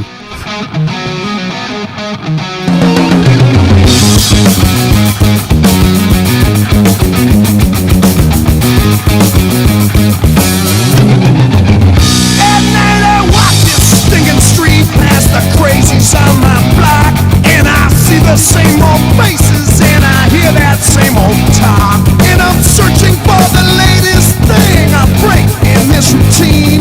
I'm talking some new kicks, ones like you ain't never seen. This is So, welcome Ground Zero Plus. I'm Jimmy. I'll see Epic Journeyman over there in Hawaii. And before you guys got here, we were talking about this phenomenon that's been going on. And I don't know if you've seen it or heard about it, but you can Google it up for yourselves because it's not good radio because you can't see the babies. But Epic Journeyman has now witnessed what I was talking about. Epic Journeyman, are you there? I'm here, and I have, and also before the show we were playing the song "$1 Billion Baby." Yeah, from Alice Cooper, and it's weird because what's going on here is the prompt of "Hey Alexa" or "Hey Google" is making these toddlers, like, either just barely able to walk or not able to walk at all, fall to the ground and, like, either go hands down, face plant into the ground, or cover their head. And I was hypothesizing as I watched this that what it is it has to be that prompt when they were in the womb, and Jimmy brought this up, in the womb, that this has happened to them, where the devices in the room of the people, these parents, when they said that, this query blast from the Alexa or the Google devices in your home would bombard these infants in the womb, and so it makes sense. Right? They're diving for the. Are you saying that that's what you were thinking? Because that's what I just got done saying. No, exactly. No, and I agree with you. I just saw the video. Is what I'm saying. Now that I saw the video, I agree. You hadn't said that's implied. That's what it was. But after I watched it, that's exactly what it is. 100%. Yeah, it's because in my opinion, though, I don't know what's going on. I'm not sitting there with a no. We're just all hypothesizing here, but I agree with Jimmy on his hypothesis. That's exactly what it is. Yeah, I mean, that's what it looks like. I'm trying to get the video together, but now what I don't know, I will say this, is people can just compose and edit things together any way they want to. So, maybe somebody just made a compilation film, but, it doesn't look like that to me. I mean, these are random people from all over the world what this is happening to. And if that's true, if I see it for myself, like in live time, then I'll confirm it myself when I see it. And if it is true, yeah, 100%, that is what this is. They got queried, and the infants know it's wrong, and they know something that hurts them, and they dive for cover, right? Amber sent me the link, but it's a screen recording that I did. But send me, if you have the link for like a YouTube video, send it to me and I'll put it up on. Oh, okay, yeah, okay, yeah. I'll put it up on the screen up here. I'll go back to what I was just looking at. Yeah, yeah. I'll put it up on the screen over here for people to see. So you can come over here into the Microcosm Jimmy Jean on YouTube if you want to check it out, or just look for yourselves, and check it out. It's a quite strange phenomenon going on. So we were talking about the advent of having the ability to have all knowledge at your fingertips at any given second. So there's no questions or arguments anymore, because if somebody tells you something, you can just look right now and see if it's true or not. In other words, if somebody puts forward some scientific information, you can literally listen. If you want to go, if you got something wrong with you, if you put your symptoms in there, believe me, it'll crank out a diagnosis. It'll crank it out faster than any fucking doctor ever is going to crank it out. So people that are going to be homeless, losing their jobs, and on the Trump plan or whatever, it's not just going to be the working man or whatever. It's going to be everybody. Because, I mean, listen, remember when you were clicking on that thing saying, is this a bicycle? Show me the 6 bicycles. Well, check this out. There's been all these doctors from all over the world for years and years now. What have they been doing? They've been doing robotic operations. These operations being performed by actual surgeons from, somewhere in Europe, could be operating on you with an arm in a room somewhere. Well, what the fuck do you think they were doing when they were doing that? They're training the AI the same way you were training it when you were telling it which 3 pictures had bicycles in it. It's the same thing. So how long will it be before you're just getting completely diagnosed and treated immediately by these AIs at any given moment? I mean, you can have that right now. Do you have a legal issue? Do you have a problem at work with somebody, with your employer? Yeah, go in there and say something to ChatGPT. It'll tell you exactly what to do. So I mean, everybody has that all at once, right? Now, everybody has the ability for that. Epic Journey. Okay, so you send me the link. I see. I sent it both in the chat on YouTube and in our team's chat. And yeah, no, it's absolutely horrifying, and it does look legit. Like I said, a good editor can make it however they want to, but it looks legit to me, man. No, and it does. It's legit, man. It definitely is. Hold on, I'll get it up here on the screen for people. Like I said, if you're on Ground Zero Plus, eventually here in a minute we're gonna have the ability to show you this video because Alexa, we're working on it. So listen, a lot of people think this is funny for some reason. It's not funny. No, this is not. This is not funny, man. But people do think it's funny. They get a laugh out of it. Like these parents are laughing. That's what's even funnier. Well, what does that say about society? Is my question. The first, right? I mean, the first one is the one that got me because it looks like worship. They're worshiping the beast, dude. Well, the baby fell down. I mean, the toddler fell down and put arms supplicant style right in front. That ain't no falling down.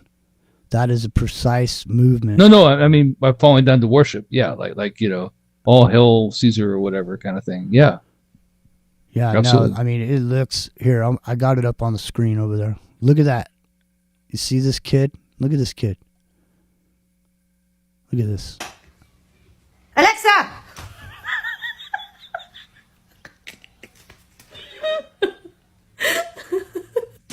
Hey Google. Hey Google, what's the weather like tomorrow?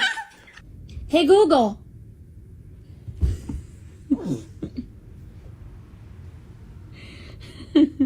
Are you ready to go memes? Hey Google. Hi Madison. Hey Google, what's the temperature outside? Okay Google, turn on the lamp. It's okay. Belinda, I hear you. Hey Google.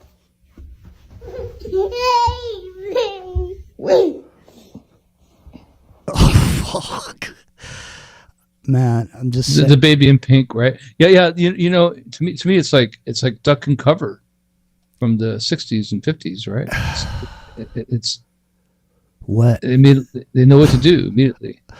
Somebody needs to look into that, man, and see what's going on with that. That is not fake either. The way those kids look when they get scared, I mean. Well, the kid in the pink jumpsuit, when he or she, I can't really tell, is all like cool and like all happy and stuff, and there's all of a sudden like, oh my god, like this panic stricken. You can see it in the face, right? Like that's real. Hey man. Google, what's the weather? What is that? You know what I mean? What is that? I mean, that's real. And the thing is, it wasn't an earthquake. It was just a couple words. Okay, Google, or hey, Alexa.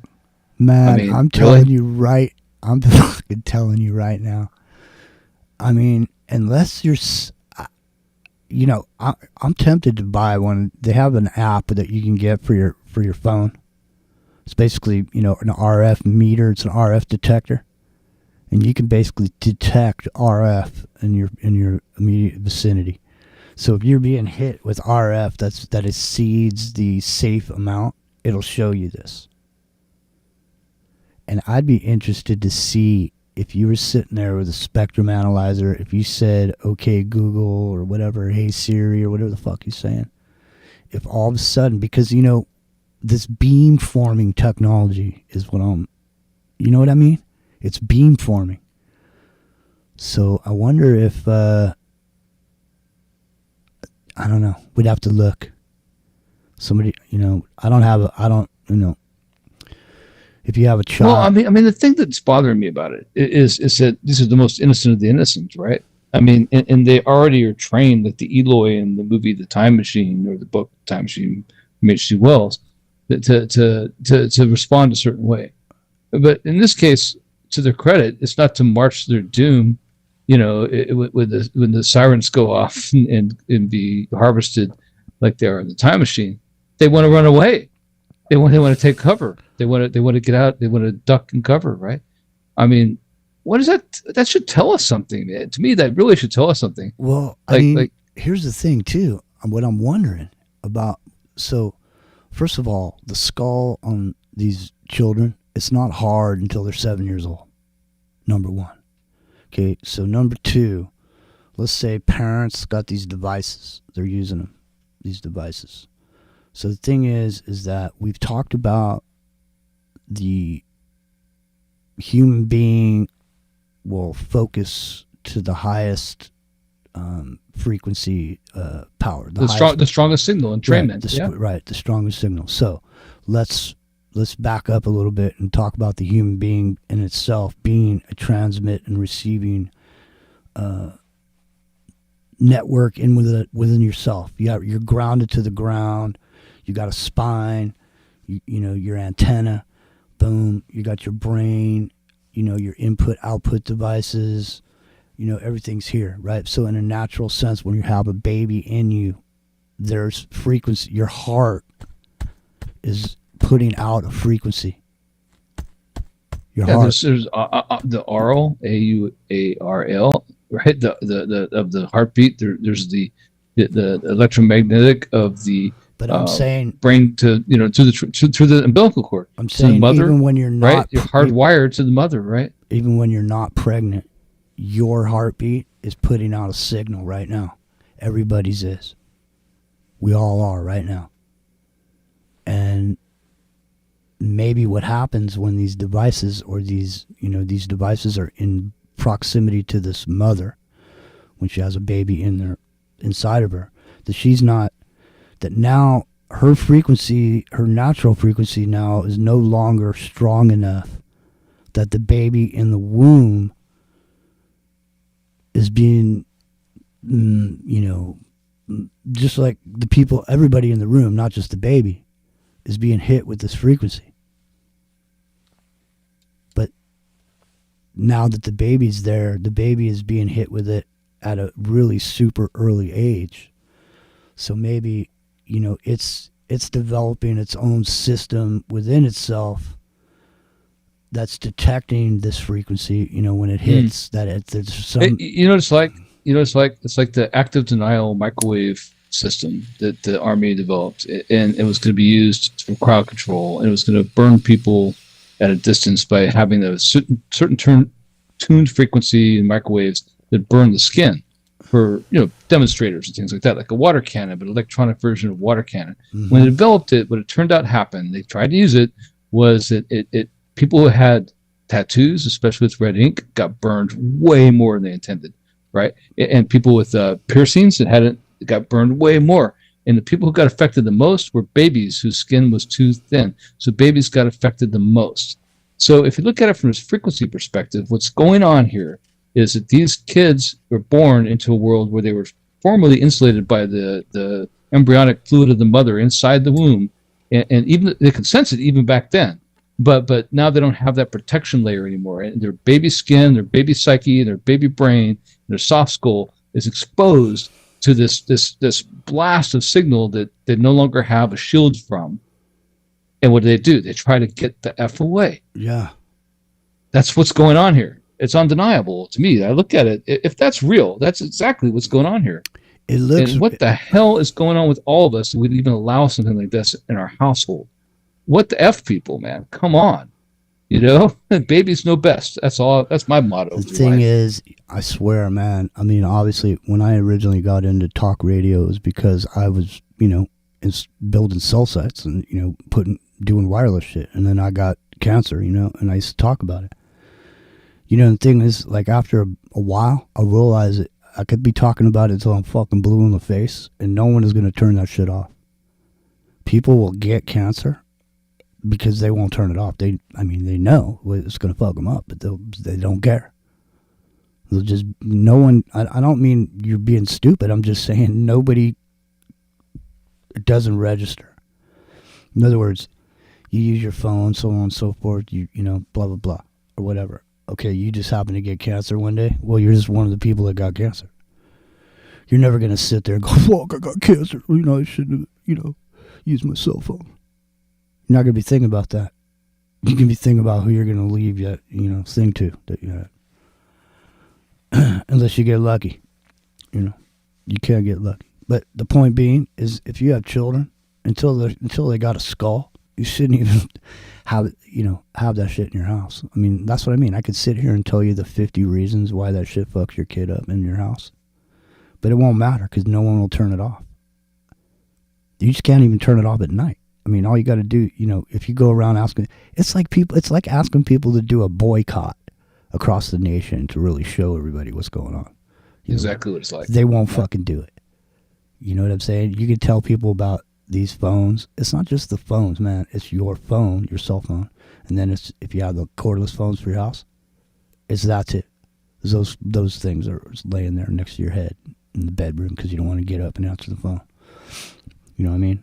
What is it? Voice over IP. Where's voice over IP come? Yep, comes from your router. Right, yeah. So if you turn that shit off at night, no, you can't get a phone call. So, that's the reason you can't turn it off, because somebody might be calling you. They might need what you. Grandma has a problem back in the home in Colorado. Yeah, exactly. Well, I mean, it's always an excuse, you know. And the problem here is that there is an excuse for this. There's not an excuse for this. There's not one at all.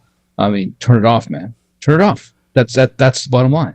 Look, you know, if I want to go to sleep at night, I close my eyes. Right? You can't go to sleep. My eyes are open. I can't do that. Maybe some people can. I mean, they trance themselves in some kind of hypnotic trance. But generally speaking, you have to close your eyes. This kind of biological function needs to be applied to our devices and the electromagnetic spectrum. Yes, if you want to get rest, you have to turn it all off, just like closing your eyes. If you want to go to bed at night and not get woken up in the middle of the night, you know what you have to do? You have to turn all that stuff off. Period. There's no getting around it. No one will ever turn it off. That's the way it is. They won't do it. They won't do it. They won't. No, they won't. Some people will, I guarantee you, it's hard. Look, I guarantee you, modern moms grew up with cell phones and iPads. I'm sympathetic to them. I am. Hang on a second. Go ahead. Modern moms have grown up with cell phones and iPads and shit. So what do you think? I mean, can you just see like a pregnant mom laying on her back with a fucking iPad on her stomach? I mean, it would fit perfectly. It's just right within her hands or whatever. She's got her head on a pillow or whatever. I mean, you know that went on, and that's gone on. Yeah, absolutely, it did. I'm just saying, man. You know? But the point is that obviously no one's going to not do it. And the people that are going to not do it, those are the ones that are living off grid or whatever, with chickens and, you know, growing their own shit or whatever. And that ain't paradise, by the way. That's hard work. You know, you got to literally fight to survive 24 hours a day. But irrespective of that, Epic Journeyman, this is disturbing.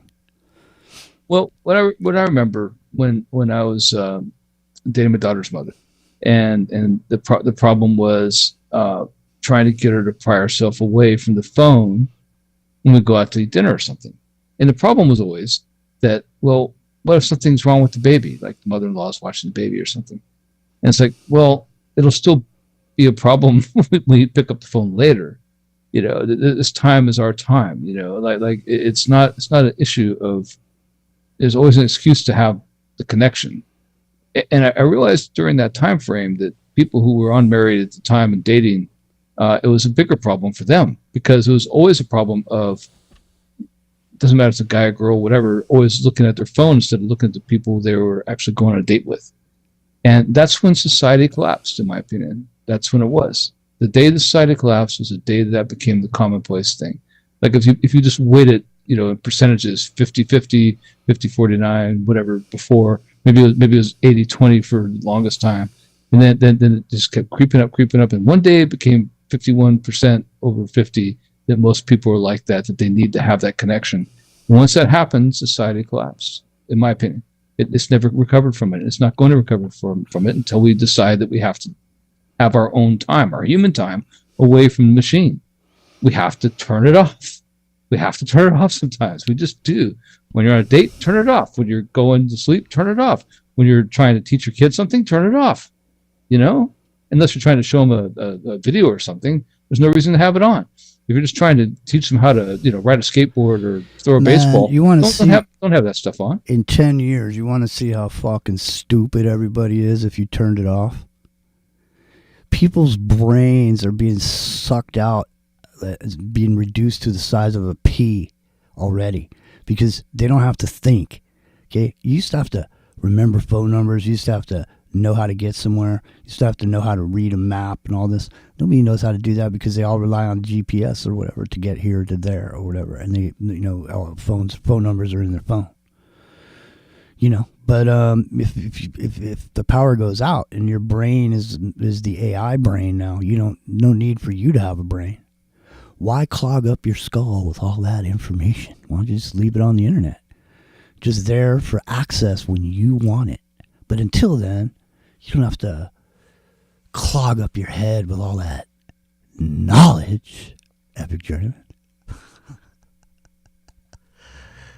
It's an amazing thing to me that people want that autopilot excuse for not being responsible for the decisions they make. In other words, well, what's going on? It's amazing, Epic Journeyman. You're right.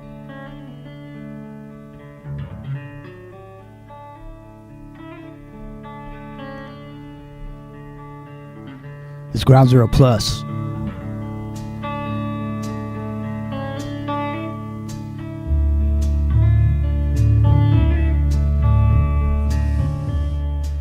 We're talking about babies bowing to Google. Running scared, Epic Journeyman. Like they saw the bogeyman. This is the end, beautiful friend. This is the end, my only friend. The end of our elaborate plans. The end of everything that stands. The end, no safety or surprise. The end, I'll never look into your eyes again.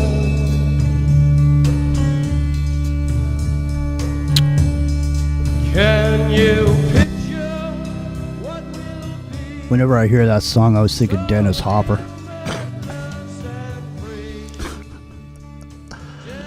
Apocalypse Now. The story behind the story of Apocalypse Now is the most amazing thing about it.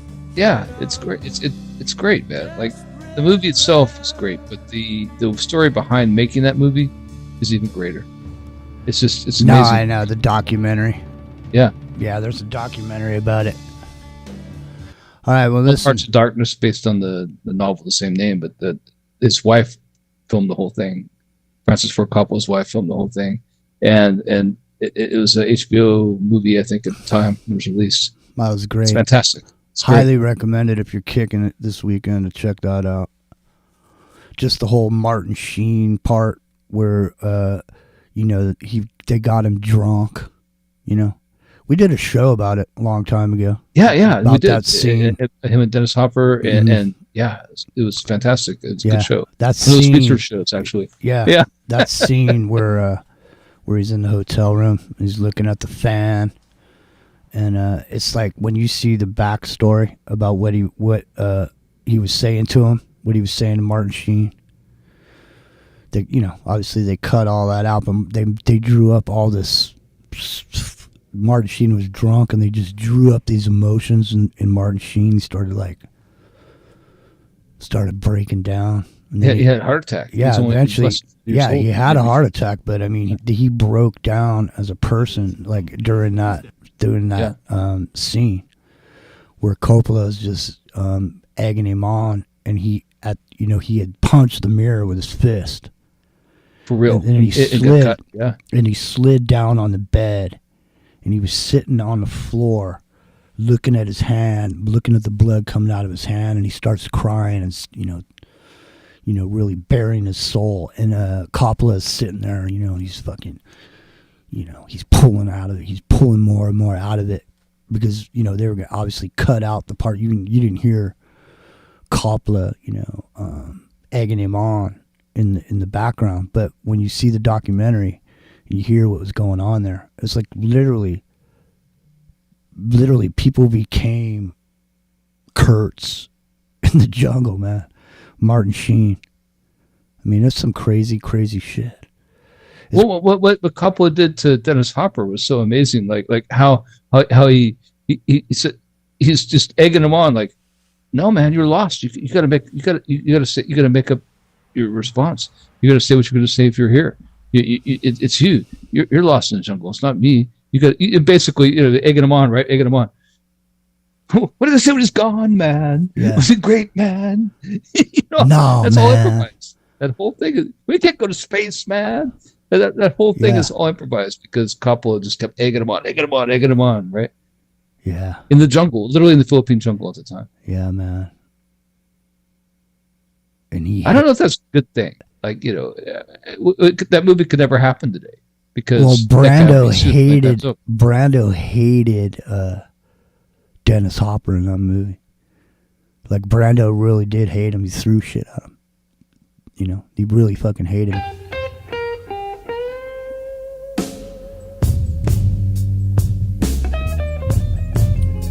It's Ground Zero Plus. This Friday night. It's Into the Microcosm coming up on hour number 3.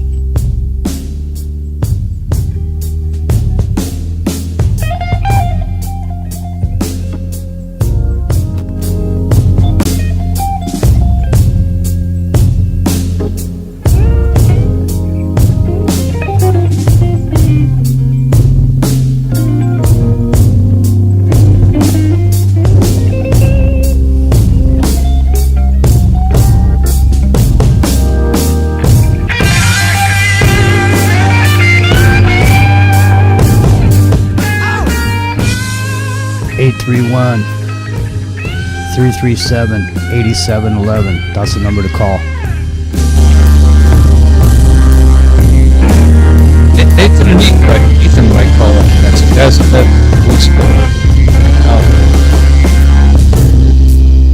Working from 7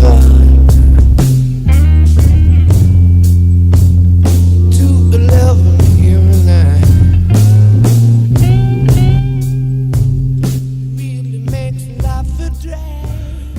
Yeah, so like we were saying before, I don't think that's right. people won't turn it off, man.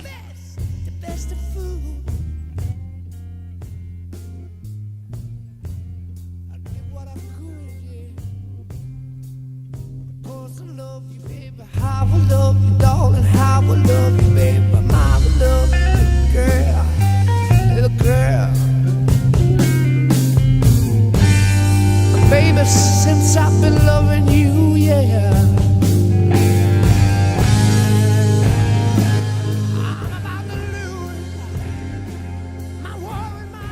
So just think of these whippersnappers, like we were saying earlier.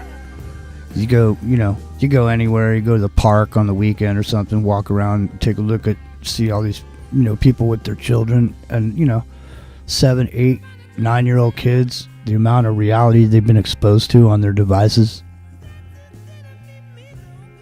I mean, it's no wonder that like 15, 16-year-olds got the 1,000-yard stare by the time they're, 15, 16 years old. They got this stare, this look on their face. It's not just, one kid. I mean, I've noticed it on a lot of teenagers or whatever. It's this, I don't know how to explain it. It's like this 1,000-yard stare. It's got to be because being exposed to these devices, and the thing is there's a certain kind of pathways and logic structures that form, from using devices. And so there's a whole different way of solving problems. That generation of people has learned a different thing than the generation before. In other words, it's become more reliant, but it's almost transhumanism, in a raw form, because realistically they've already assimilated to the machine to have it with them at all times, and just put it over there on the nightstand when you go to sleep. And even, you see, I live at the beach, so you go to the beach and, you go sit by the beach or you sit by the ocean. People are there enjoying the beach, but everybody's got a fucking phone in their hand. And I mean everybody, even little kids, everybody's got fucking phones. Everybody's shooting videos. You know what it's like? Sorry to interrupt your thought train. No, go ahead. It's like if all of a sudden there was a red star. It's small at first, but it's next to the regular sun. It just shows up. It's just there, but nobody talks about it. News doesn't talk about it. People don't really talk about it. It's just there. And then all of a sudden, like, a couple weeks go by and still nobody's really noticed it. But what's that little red tinge? Maybe it's always been there. In a month from now, people are like, well, I guess it's always been there. In a year from now, well, I guess it has always been there. We just, we were just naive. We didn't notice it the whole time. And that's how it is. It's just like it's snuck in on us. Like it's not that it's so, overt as to be an act of war, and it is an act of war, but it really is. But it's just sneaking in. Like, oh man, what are you talking about? That red light in the sky? It's always been there. You just didn't notice it before. Well, still you. Do you remember that experiment where they brought this person and they put him in a black canvas or a black bag? It was like a black material, and they put a person in there, and they brought it in. They brought it into a classroom, and then but the teacher didn't say nothing about it, and it was just in there, and it kept being in there every day, and there was a reaction in the students. At first they were curious, and they were trying to figure out what it is, and they were asking questions, but nobody had any answers, and it was the focus of everybody's attention. But as days went on, eventually they just got used to it being there. Right, they're conditioned. Right. Yeah. Yeah. And that's what I'm saying. Is like that's what's going on with us right now. And the miracle of social media and electronic age is how fast you can condition people. It's not that you're able to condition people. We already know that. It's how fast you can do it, and the ways you can do it, and the way you can mask the fact that you're being conditioned in the first place to where you don't even know it. In other words, there's enough of a cloak of regularity. I'm going to patent that. The cloak of regularity is there to where it's just enough to not make you question, right? But in the end, all of a sudden, all these things that moved over to window in one direction or the other, all of a sudden manifest themselves when it should have been obvious the entire time that the guy in the black cloak was in your classroom, But we just accepted it's there because all these other things around it made us accept it, right? Because it didn't just happen overnight. No. Maybe it didn't have a black cloak at once. Maybe it was just like a different outfit. And one day it was a blue shirt, and then it was a longer blue shirt, and then it became black, and then it was a black cloak. And the idea being that it's not that people don't notice, it's that people don't want to be the one to be abnormal by calling it out, to be in the say the emperor has no clothes. Yeah, exactly. Yeah. Or in this case, a black cloak. Yeah. Yeah. Well, the thing about it is too, man, is like with the AI situation being what it is, and a generation of children growing up with it at their disposal, or as being disposable. It doesn't matter, either one. Some people are going to use it in a certain way. Some people aren't. I mean, is it going to create what's it actually going to create? A generation of super smart people? You think? You think that's is that the hope? Or is the hope, hey, what do you need to be smart for?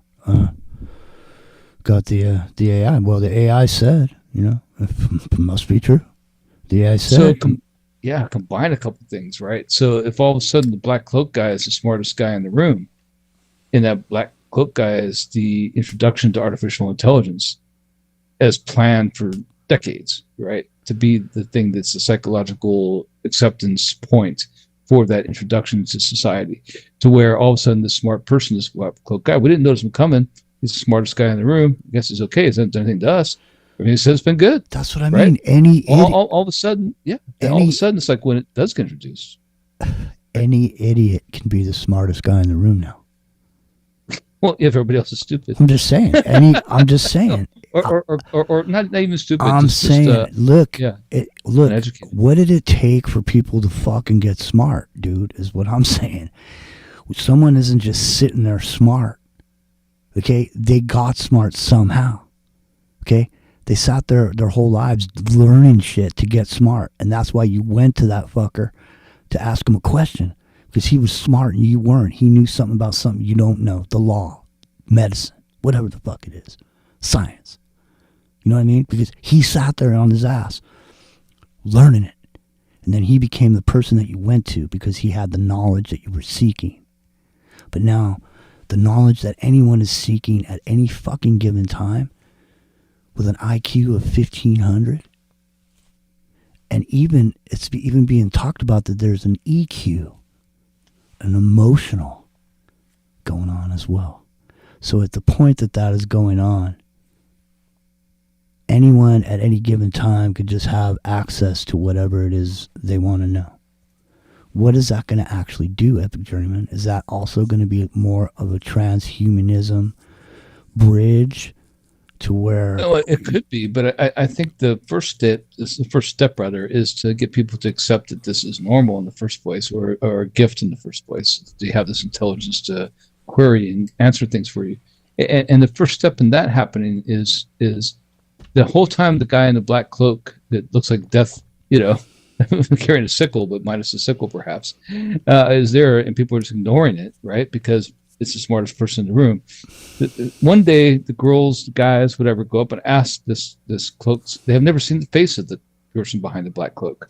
And they go up and they go, hey, let me ask you something. And grab this black cloaked creature by the shoulder and say, hey, talk to me. What's going on here? Blah, blah, blah. I have this question.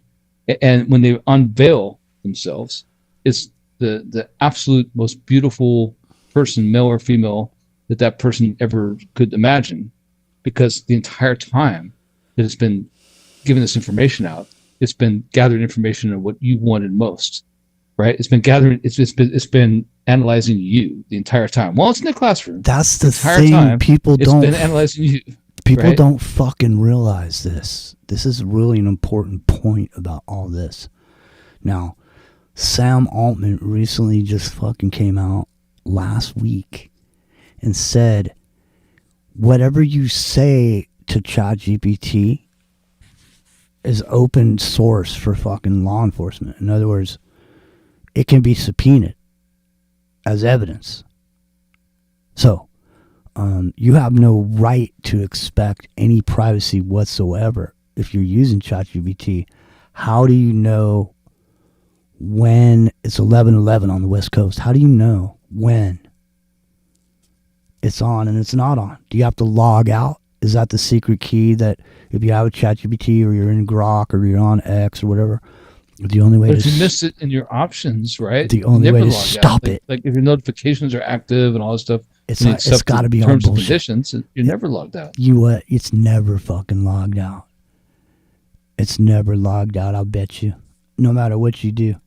But the point is that what he was saying is it can be used against you, and what I was saying earlier is this is the kind of shit that people don't realize is none of it ever goes away, because we were talking about the Gorgon stare, we're talking about the drone program that can observe a whole city and film it. Let's go into that just a bit, Epic Journey. Now, you worked on this program. I know you did. So I did. So, Yep. but I mean, I don't know if it was called this when you worked on it, but No, it was Project Argos. Yeah. right. Okay, so the thing is, you worked on these drones, and these drones. Now, what were you saying? The cameras. They took how many cameras, like iPhone cameras, and put them on there? A million, literally a million. Like not just figuratively, literally a million plus or minus a couple. So the Skyball in a typical Predator or Reaper UAV, it has a really high resolution camera, and you can direct it. It has laser guidance, all stuff to like guide in Hellfire missiles and stuff and tag targets. But in this case, what it is, it's like a compound eye on an insect. That's the philosophy. So the idea is like a compound eye on an insect where it has this million cameras, high pixel density, that are just in a perpetual stare. That's the Gorgon stare, right? It's perpetual stare. They're not looking at anything in particular. No. But the cones of that readable area of data being observed by each of those cameras is calculated. And so what happens is it flies over a city. It would first indoctrinate, that's the wrong word. When it was first tested out, it was in San Diego, that I know of. May have been done somewhere else, but I know. Right. So let's late. So let's get to the meat of it. So basically, ladies and gentlemen, these drones. Now you can clarify how many hours, but I think it's 14, 15 hours. 32 to 40 hours they can fly. Okay, so they're sitting up there and they're taking shots of everything. So when you go down to the everything store, all at once, they're not looking at anything in particular. So like say something happens and you told the police XYZ about where you were and what you were doing. Well, you said you went down to the store to get some milk, and then you went over to the dry cleaners and so on and so forth, and this and that and the other thing. This program that Epic and I are talking about right now, it literally they could go to the town that you live in, and they could zoom in and see if your car actually went to where you said it went to. Or if you walked out of your house. Yeah, exactly. Right. So the thing is that this is that bridge to the idea of God and this technology, because the eye of God is looking down on you at all times, seeing everything that you do. And so what I was going to put forward, Epic Journeyman, is that what about your behavioral analysis that happens with all these devices that we were talking about a few weeks ago? Now, let's say your emotional well-being has been, digitized, and now is that also evidence against you? In other words, let's say you were doing something before you went somewhere and this crime happened, and so your internet device detected that you were angry, or your heart monitor that RFK wants you to wear. Right, accelerated heartbeat, from your Fitbit, whatever. Yeah, it says, well, Bob, it looks like your heart was beating a little fast there before you brought the hammer. The combination of we saw you leave your house at this time and you disappeared in this alleyway. We couldn't see you in the alleyway. Your heartbeat accelerated, which indicates you're in a state of conflict at 11:08 p.m. means you're most likely the suspect. Yeah, and then they zoom in on the Ring camera, and look down and see you smacking somebody in the head with a baseball bat. They saw you, man. I don't think people understand how good this is. This is what always blows me away. I've tried to describe it for years. It's so good. Okay, it's so good that like if you walked out of your house with a baseball bat, they can see you walked out of your house with a baseball bat. You're not going to be able to hide that. You know what I'm saying? Like that's not something you can hide. It has that already. Now, if for some reason you're obscured by some kind of structure, like you're in an alleyway where they can't see you, what Jimmy just said with your Fitbit or your phone location data or whatever, they can, triangulate all that stuff and say, well, okay, I can't see that you had the baseball bat in the alleyway when Jimmy Hoffa's son got killed in the Philadelphia, subway, but I know that you went into the Philadelphia subway at 11:05, and this guy died at 11:08, and your heartbeat went up in 11:07. Exactly. Do you see? Do you see what this is? Like, it's so obvious what this is. There is, and it's that good. So right, and so it now imagine this. Now, imagine those things up in the sky, and then up above those, you got Starlink. So yeah, Starlink, it gives us internet, right? What else does it do? Huh? I mean, just because hey, one of the things it does is gives internet, but what else is it doing? Because location. Yeah, because I mean, if you really started looking at it, and if you drew lines, we'd be under this grid of satellites just over the top of us everywhere. And then you have these ground stations, that pick up signal from satellites, and then they blast signal off antennas from there out, I don't know, those kids bouncing to the floor when they got hit with that. I'm telling you, it has something to do with that beam forming and that 5G internet at your house. And I don't mean 5G cell phones, I mean 5G gigahertz. I bet it's like a child who's been hit before, right? They don't want to be spanked or hit again. In other words, something hurt them, and they're trying to get out of the way of what hurt them. What about if they're training people now with a certain tone or frequency coming from these devices, that later on they'll use it in some way where everyone will be paralyzed when they hear it? Oh, absolutely. I mean, that's what Iraq was all about, the voice of God and all that stuff. That's exactly what they did. I mean, that's why they surrendered the way they did. That's a real thing. It's a well-documented thing. So I don't think that's people don't know about RF weaponry. Sorry, it's a real thing. And the thing is you have these contracts that have just been let for a total scouring of every bit of information that there is by these Peter Thiel companies, and so on and so forth. And then you have J.D. Vance in there. He said he's got put under the Simpsons, so now he feels like he's made it. So we're number 5 on TalkStream Live. Clyde Lewis number 4. Clyde Lewis replay. So we're dominating page 1 over there. Soon we'll be gone. So if you want to call in, 831-337-8711 is the number to call. And we're talking about a wide host of topics. But what we're recently talking about is the Gorgon stare. Now, Epicurian, what's Gorgon in history? In Greek history, is Gorgon... what is the Gorgon stare?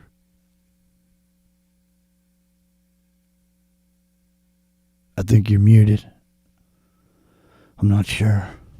I know this. 831-337-8711. That's the number to call. He's saying our team's conversation has dropped. But that's all right, man. Because my name's Jimmy and I adapt and overcome.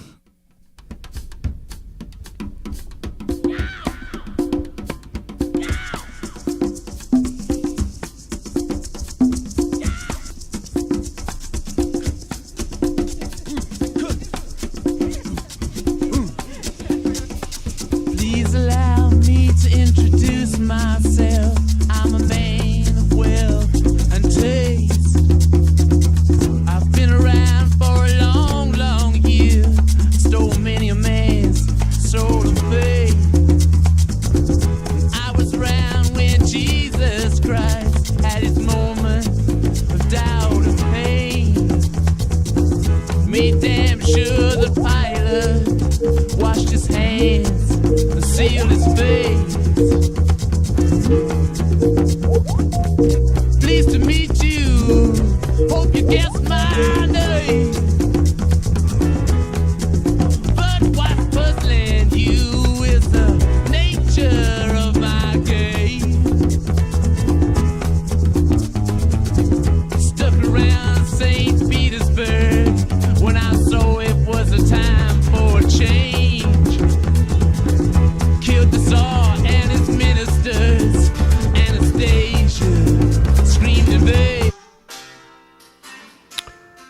831-337-8711 is the number to call.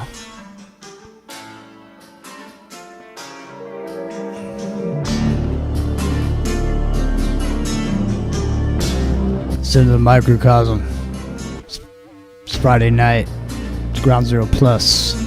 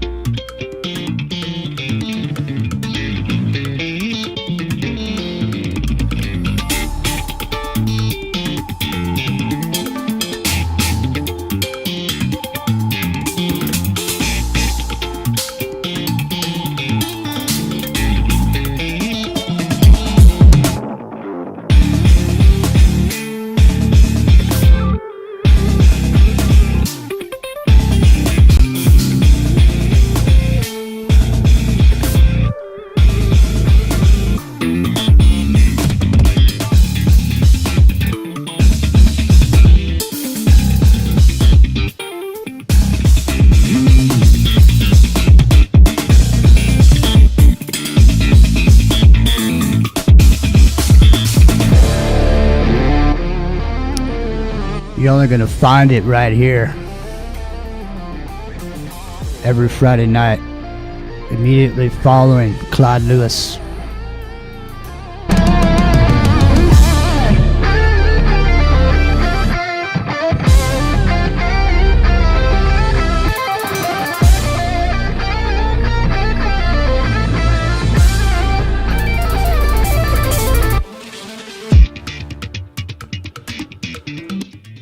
All right, Epic Journeyman. We only got about 30 minutes left. Don't forget, we'll be here back tomorrow night. I have returned. Don't forget, tomorrow night, we'll be back with the Chilluminati.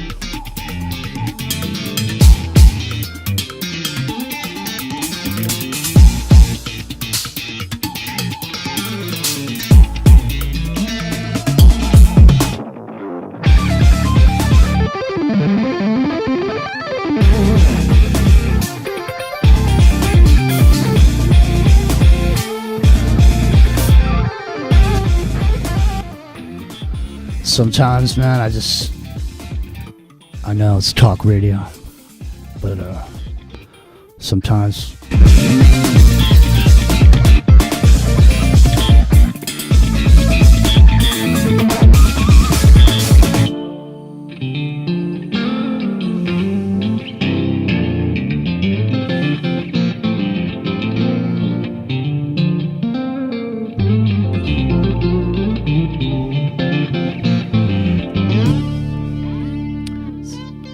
Polythea, this Ego Death, featuring Steve Vai.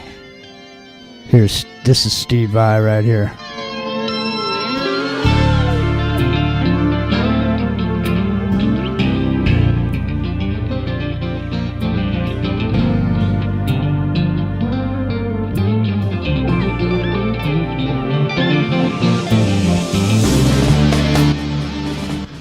Anyways, there goes Steve Vai. Yeah, I dropped the link over there on YouTube. I haven't been over in Ground Zero Plus yet tonight. I was there earlier during Ground Zero for a minute, posting the Cognitive Liberty Party poster. Everybody wants to be in the Cognitive Liberty Party. I talked to Ron, so Ron said he might get, maybe we could talk about it with Clyde on his show. The Cognitive Liberty Party. I have the Bill of Rights for the Cognitive Liberty right here. I could read it out to you because we don't got anything else to do better. No, we should. I mean, the whole idea is pretty simple, right? It's the very things our original Constitution is based on: the freedom, rights, liberty, all those things, right? Most important, the freedom of your mind. Yeah, there's nothing else. I mean, at this point,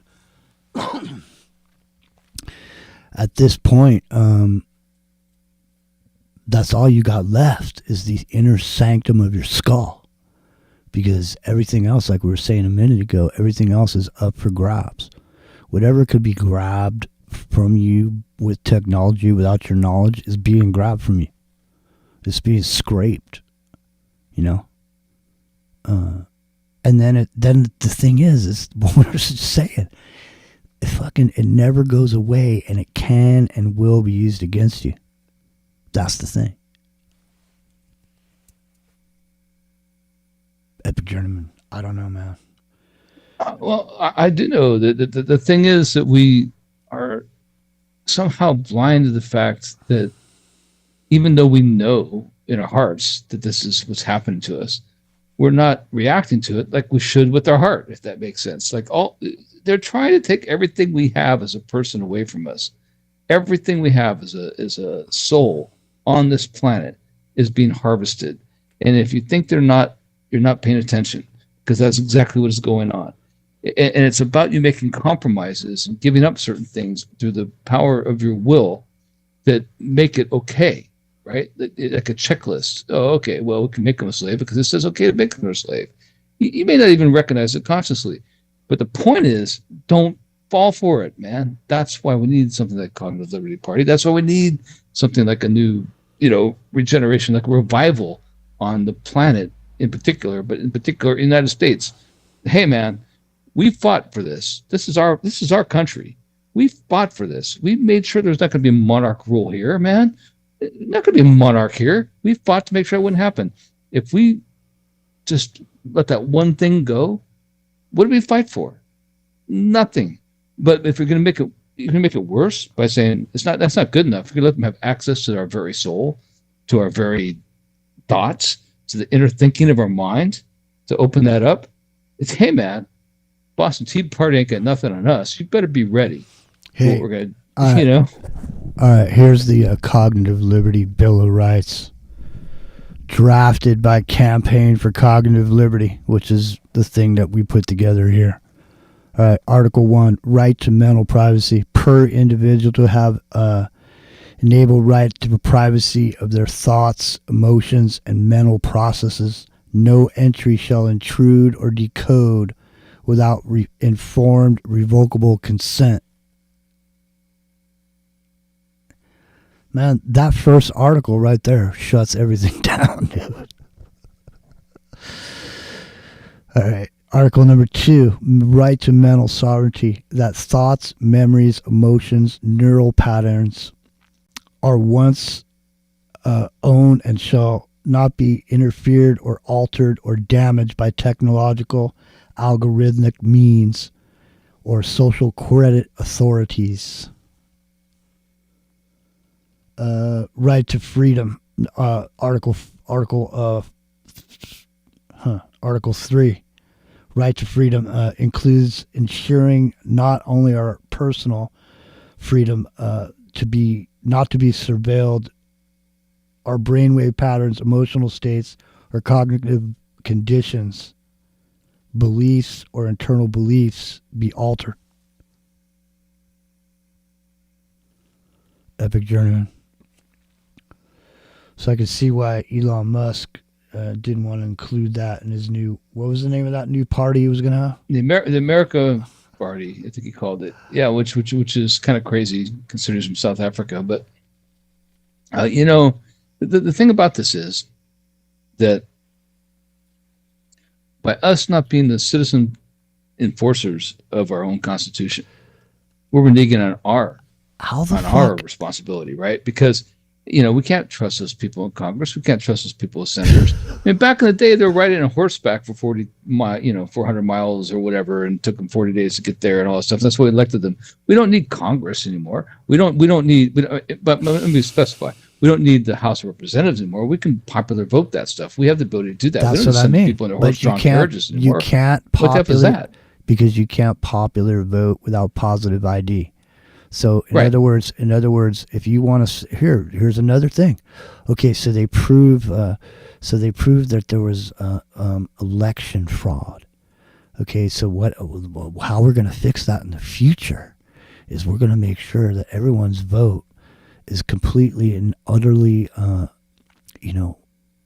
identified.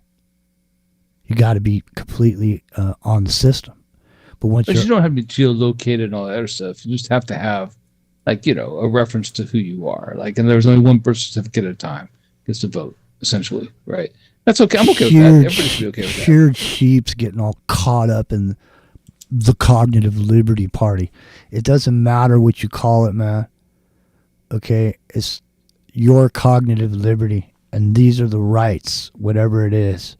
It doesn't have to be a party. But there no, should the rights be, are all in the Constitution. They did a there good job should be on a that. third party, whatever it is. Third, here, fourth, fifth, sixth, everything. Article 3, right to mental sovereignty. Your mind is your jurisdiction. No government, corporation, AI, or social credit authority may claim ownership, access, or control over your consciousness or inner experience. Article number 4, right to cognitive non-discrimination. Prohibits defensive and broadcasting dissenting, divergent, or imaginative thoughts into a malleable right. No law to perform or AI system may criminally suppress free cognitive exploration. Right to thought freedom, exploring, expressing, and breathing, dissenting, divergence, imaginative thoughts, or malleable right. No law, platform, or AI system may criminalize or suppress free cognitive exploration. I don't know, man. So to back up a little bit, what it's saying is that once they have the ability, which they already do, to scan your thoughts in your brain, you can't use that against you. If I'm dreaming of what it would be like to colonize Alpha, Proxima, and I'm trying to make a government and imagine what people on that planet far flung from us would be thinking, whatever that is, it could be violent, it could be malevolent, it could be beautiful. It doesn't really matter. You're thinking about all those possibilities. You can't use that against you. Like, in other words, just because you're thinking about it doesn't make you malevolent or bad or criminal. You're just thinking about what it is to be beyond the expanse and reach of current day law, right? What would it be like? Everything so you it's think. freedom of thought, right? It's freedom of thought. What you're thinking about, we go to Alpha Proxima. Nobody can touch us from Earth there for decades. What's it going to be like when you get there? How are you going to make your government like? Just because you're exploring these possibilities doesn't everything mean you think can and will be used against you, dude. That's how it's going to be right now. That is the way it is. That's the way it is. Right now. That's wrong. That's wrong. Well, that's totally wrong. Well, it's like literature. Well, Clyde just because you wrote a book about it doesn't mean you believe the Clyde things you wrote in the book. Clyde brought it up earlier. I'm not sure which show this week he brought it up, but I forgot the point I was going to make. But irrespective of that, is Ground Zero Plus. My name's Jimmy, and 831-337-8711 is the number to call if you want to get a hold of us tonight. We're talking about a wide range of topics, as it normally is on this show. But we started out talking about these babies bowing down to Hey Google or whatever. What is that, man? That's the first thing.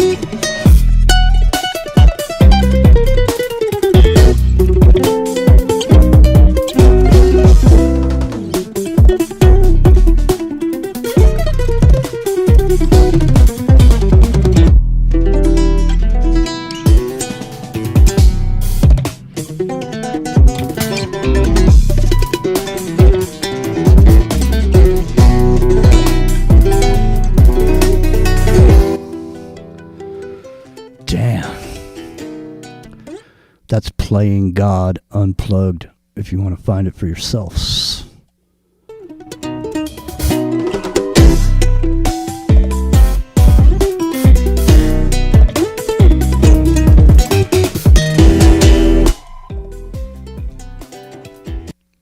How do you know when you go on one of these AI programs and you say, hey man, write me a song about this, and all of a sudden it comes off and there's a song there?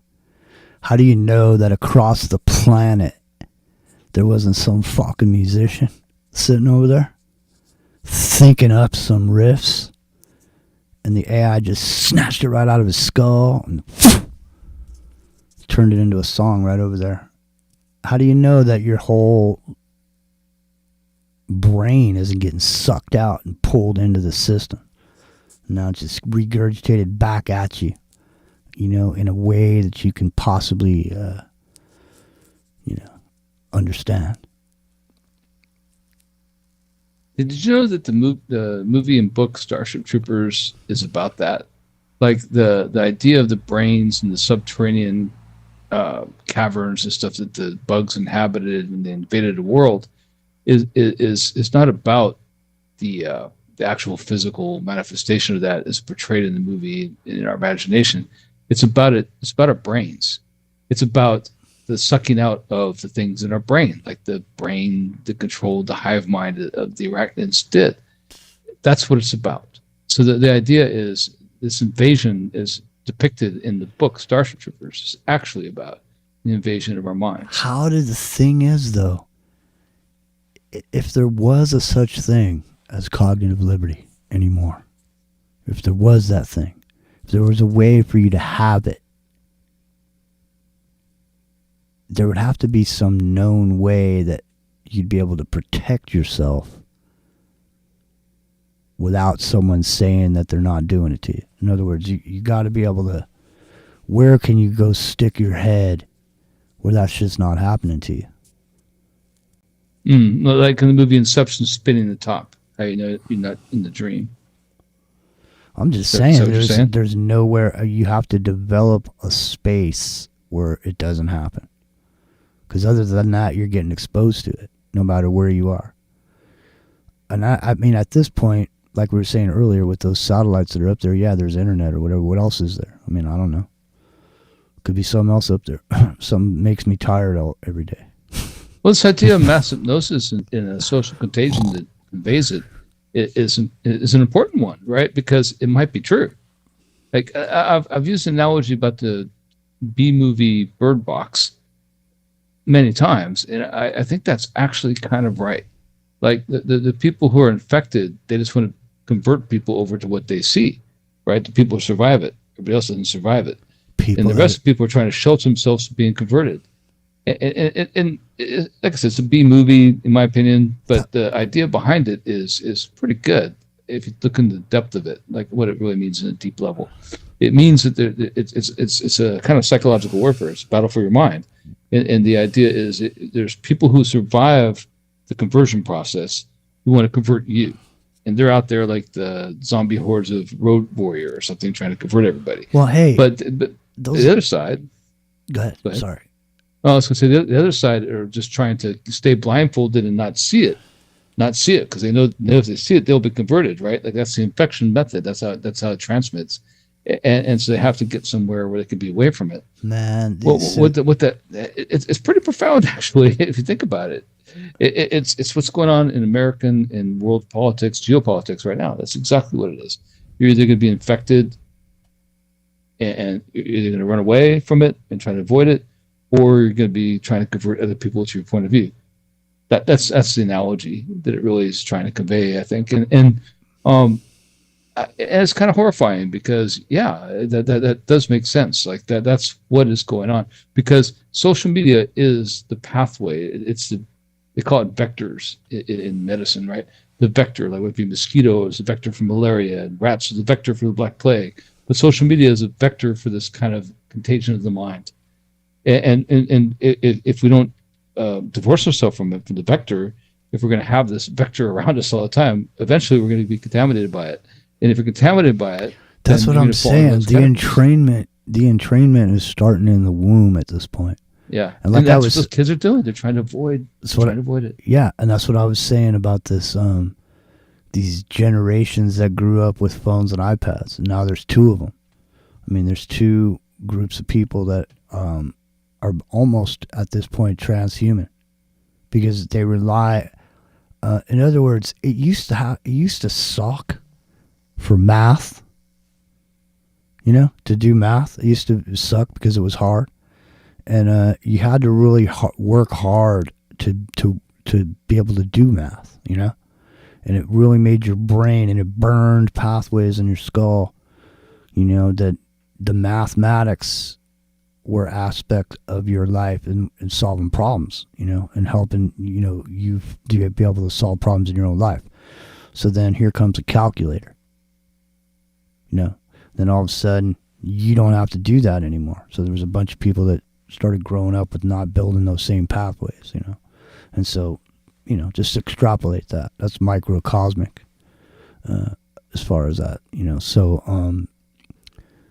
the thing is that there's each one of these things are rudiments, for you to practice and become a certain type of a person. These things churn out a certain person. Okay. It churns out a self-reliant person, doesn't it? So I think mathematics is a great example because for all of us, it doesn't matter what level of school you achieved or graduated from. There was a day, even in elementary school, when you got it, when you knew what math meant. 2 plus 2 is 4, 2 plus 2 is 6, and that's cubed, and that's 6 is 36, and that's cubed, and whatever it might have been. But there came a day when it made sense, and you're like, but even if it didn't, it's like learning a new language. Even if it didn't, though, you trying to learn it and trying to be good at math created something, even if you weren't good at it. The rudiments it trained your and brain. Right. It trained your brain. So even if you weren't good at it, but some people were really good at it. You know what I mean? But I'm just saying overall, it's like these things that you were taught in the past created a certain type of person. And so when you're no longer relying on your brain to do the thinking, and you start moving over to a calculator, and then you're moving over to a computer, and now you're moving over to AI, and as you're moving through, you're moving away from training the brain a certain way. And so if you're starting all the way down here where you're training people when these frequencies are being around, it seems it's just really it's an intense world we're living in, man. No, you know what it is? You're getting an award for being an autopilot. That's what it is. You won the race at the 40-yard dash on autopilot. You didn't run the race. You just were given the ability to do so because you downloaded it. But when you learned those math problems back in the day and you actually got it, despite the calculator, right? I mean, that trained your brain for something. And then now you take that away and it's just like hitting a couple buttons and you get an answer. Exactly. That's not the same thing. Right. You're not growing the same kind of a brain in your population. You're growing a different brain. You didn't run that marathon. You didn't win that race, and you didn't learn that equation. That's the difference. Well, that is a difference. Yeah. Well, I mean, what if what's the difference between actually running the race and running the race in an artificial environment if the emotions that are generated in the human being are exactly the same as the experience? So does it really matter that you ran the race, or can you just sit in your chair and experience the race without actually running it? Is it any different than actually running it? In other words, when you tell a story about something that happened to you in the past, it happened to you, it didn't happen to me. You know what I mean? So go ahead. I have a theory about that. So the idea that I think you're trying to convey, and I wish I was wrong about this, but I don't think I am. The idea is, like, if you run that race and you won it, it's genetically saved, right? So when you have kids, that genetic memory is passed on. That sense of accomplishment, the actual real accomplishment, is passed on in your genes, right? It's passed on. But if you have the artificial experience, you personally get the sensation of winning that race. You personally maybe even get to go beyond that. You win the race and then you jump up to Mars and you fly around and you talk to fictional Martians and all that other stuff. But that doesn't pass on genetically. No, because you didn't have that actual gene. Exactly, you didn't have the pheromone response. No, you didn't run through sweat, have the pheromones, have all the things to make all the genetic engine things happen to pass it on and procreate. And now, and I mean this in the actual biological sense, it doesn't procreate. And once you take the procreation away, this is the artificial. It's the artificial replacement for actual analog reality in a digital sense that keeps us from procreating and eventually destroys mankind. Yeah, well, I don't think you're right about that, because it's been proven that whenever people are playing these games, or whenever someone's seeing a murder on TV, or whenever any of this stuff, that it has that same effect on you and on your subconscious. So whether or not you ran the race or you didn't, if you experience the race as an experience, what's the difference? Your memory of the experience is no different than an AI adventure. In other words, you tell me a story and you tell me the story. I wasn't there, but when you tell me the story, I go there. See? Well, no, I agree with that. So the thing is, your story is nothing but ether to me. I didn't experience it, but if you tell it to me, then I can know what happened to you. You know what I mean? There's no difference. I mean, you say it happened to you, right? Yeah. So it's the difference between living history and writing history. So in a sense, talking about living history is being the genetic code, and writing history is the story afterward. So in the physical humanity sense of propagating the species, I think that the real things that happen to you do affect you. And I do think they are passed on genetically through natural processes. But for the people who it's not, I'm not minimizing this. The people who appreciate the history of it, it's important to them too. Like the people who remember, like, what it was like to make all the different warring states of Greece become ones, from city states to actual state. It's a big deal in history. People in Sumer, it's a big deal, right? But it creates that part that's genetic, but the other part is just the memory of it. So I think one is the ideal, and the other is the actual genetic imprint. Man, I don't know if that makes go sense, over but there and watch. Go over there and watch a 4K video of some, island or whatever, some place, some mountains, whatever. Go over there and look at it, because you can go there and look at it, and you don't ever have to leave the comfort and privacy of your own home. And the thing is, if you look at enough of it, I mean, you don't want to travel. Why do you want to go through all the hassle, man? Why do you want to get on a plane? Go through the frisk. Go all the way over there, march around, right. Get all dirty. Maybe you sent to Zimbabwe or something on the way back home because you're on the enemies list when you come back. Man, you want to? Hey, you want to be a truck driver? Go fucking watch about 100 truck driver videos to see if you still want to be a truck driver. I mean, you every single thing you think you want to do, van life. Fucking go spend 60 grand on a Mercedes and go drive around and try to park up somewhere and live. Okay, I think that's called wholeness. I don't know, but we'll see. But, no, it is called being homeless. The thing is, here's the thing. But yeah. No, I'm just saying. Everybody that has a van life, go look at, because eventually there's a video that says they quit van life, and they start talking about it. Or somebody wants to do go off the grid or whatever. They sit there and they make videos of them going off the grid and building their house and fucking making the gardens and shit and growing, putting the chickens and all this. And they go through all this shit. And then the fucking raccoons come in and kill all the chickens. And then the bugs come in and kill the shit. And then freaking rats come in and scare them out of their house. Yeah, somebody breaks their leg and then there's no doctor within 100 fucking miles. yeah. I'm not laughing about the situation. I'm just saying, and in the end, I'm just saying, you could save yourself a lot of agony if you want to, you want to do van life or whatever. But anyways, the point is that when you can experience all that without leaving your house, it starts to make people not want to just leave their house altogether. Like, why even bother? I mean, like, you just get a big giant TV and sit there or whatever, wear a headset. I have an insight into this, Jimmy. I do.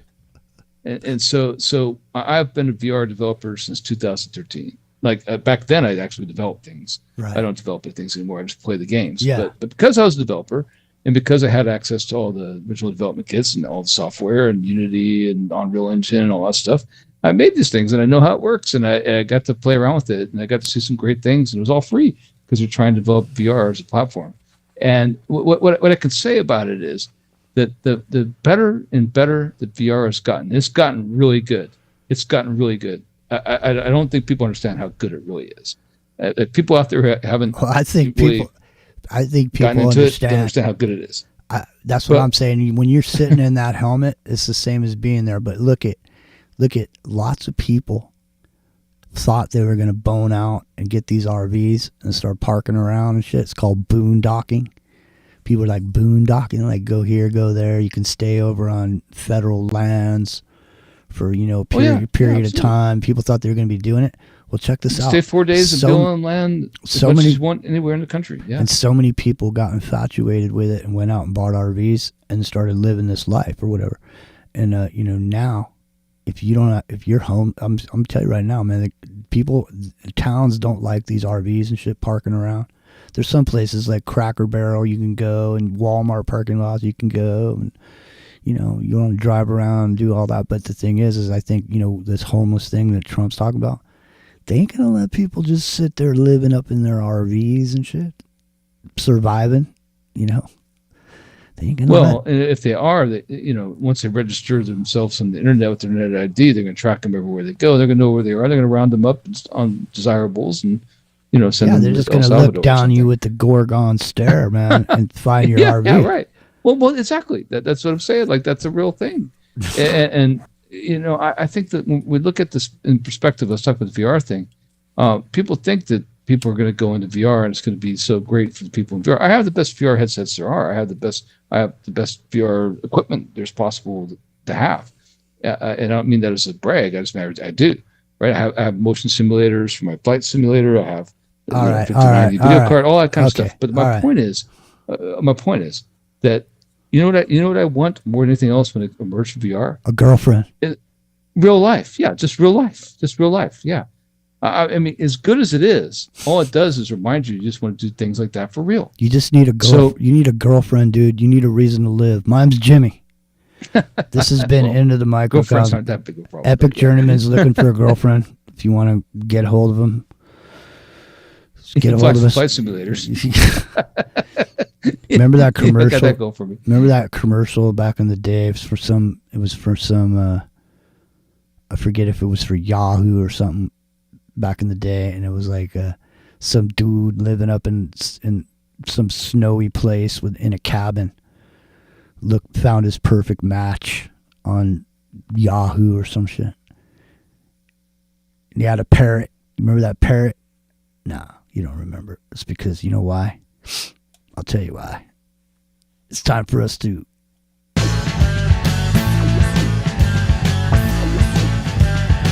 Epic Journeyman, it's time to exit stage left. You ready to go? I'm gonna hit my flight sim. All right. Yeah. There he goes. He's flying off in the distance like Maverick. I'm like Maverick. I'm flying over, man. I'm gonna do that canyon run.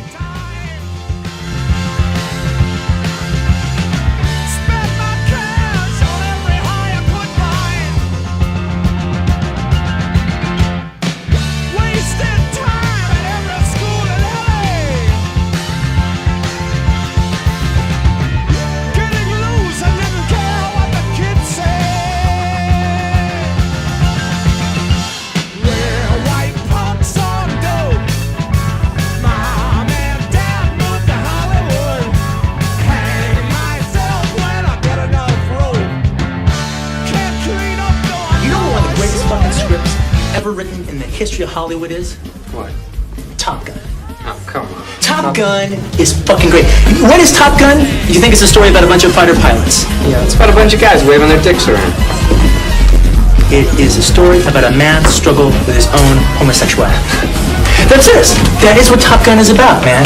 You've got Maverick, all right? He's on the edge, man. He's right on the fucking line, all right? And you've got Iceman and all his crew. Right. They're gay.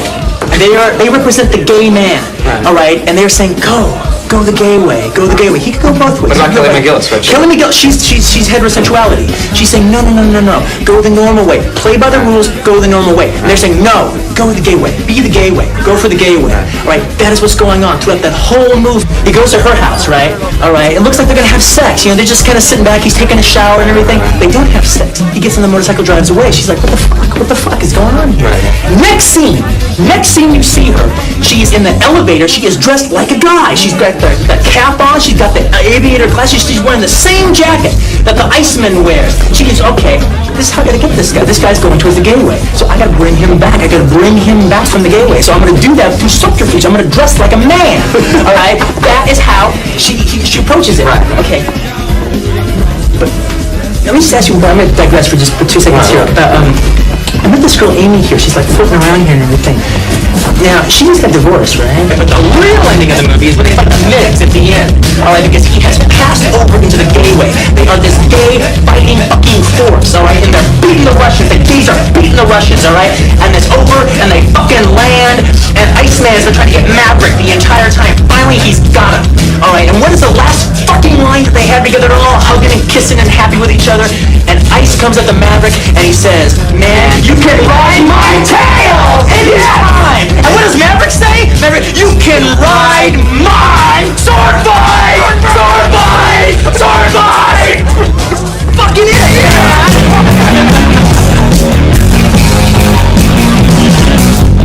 It's too late. See you tomorrow night, 8 o'clock Pacific. But it's too soon to ask me for the words I want called on my team. I think it's time that y'all start to think about getting by.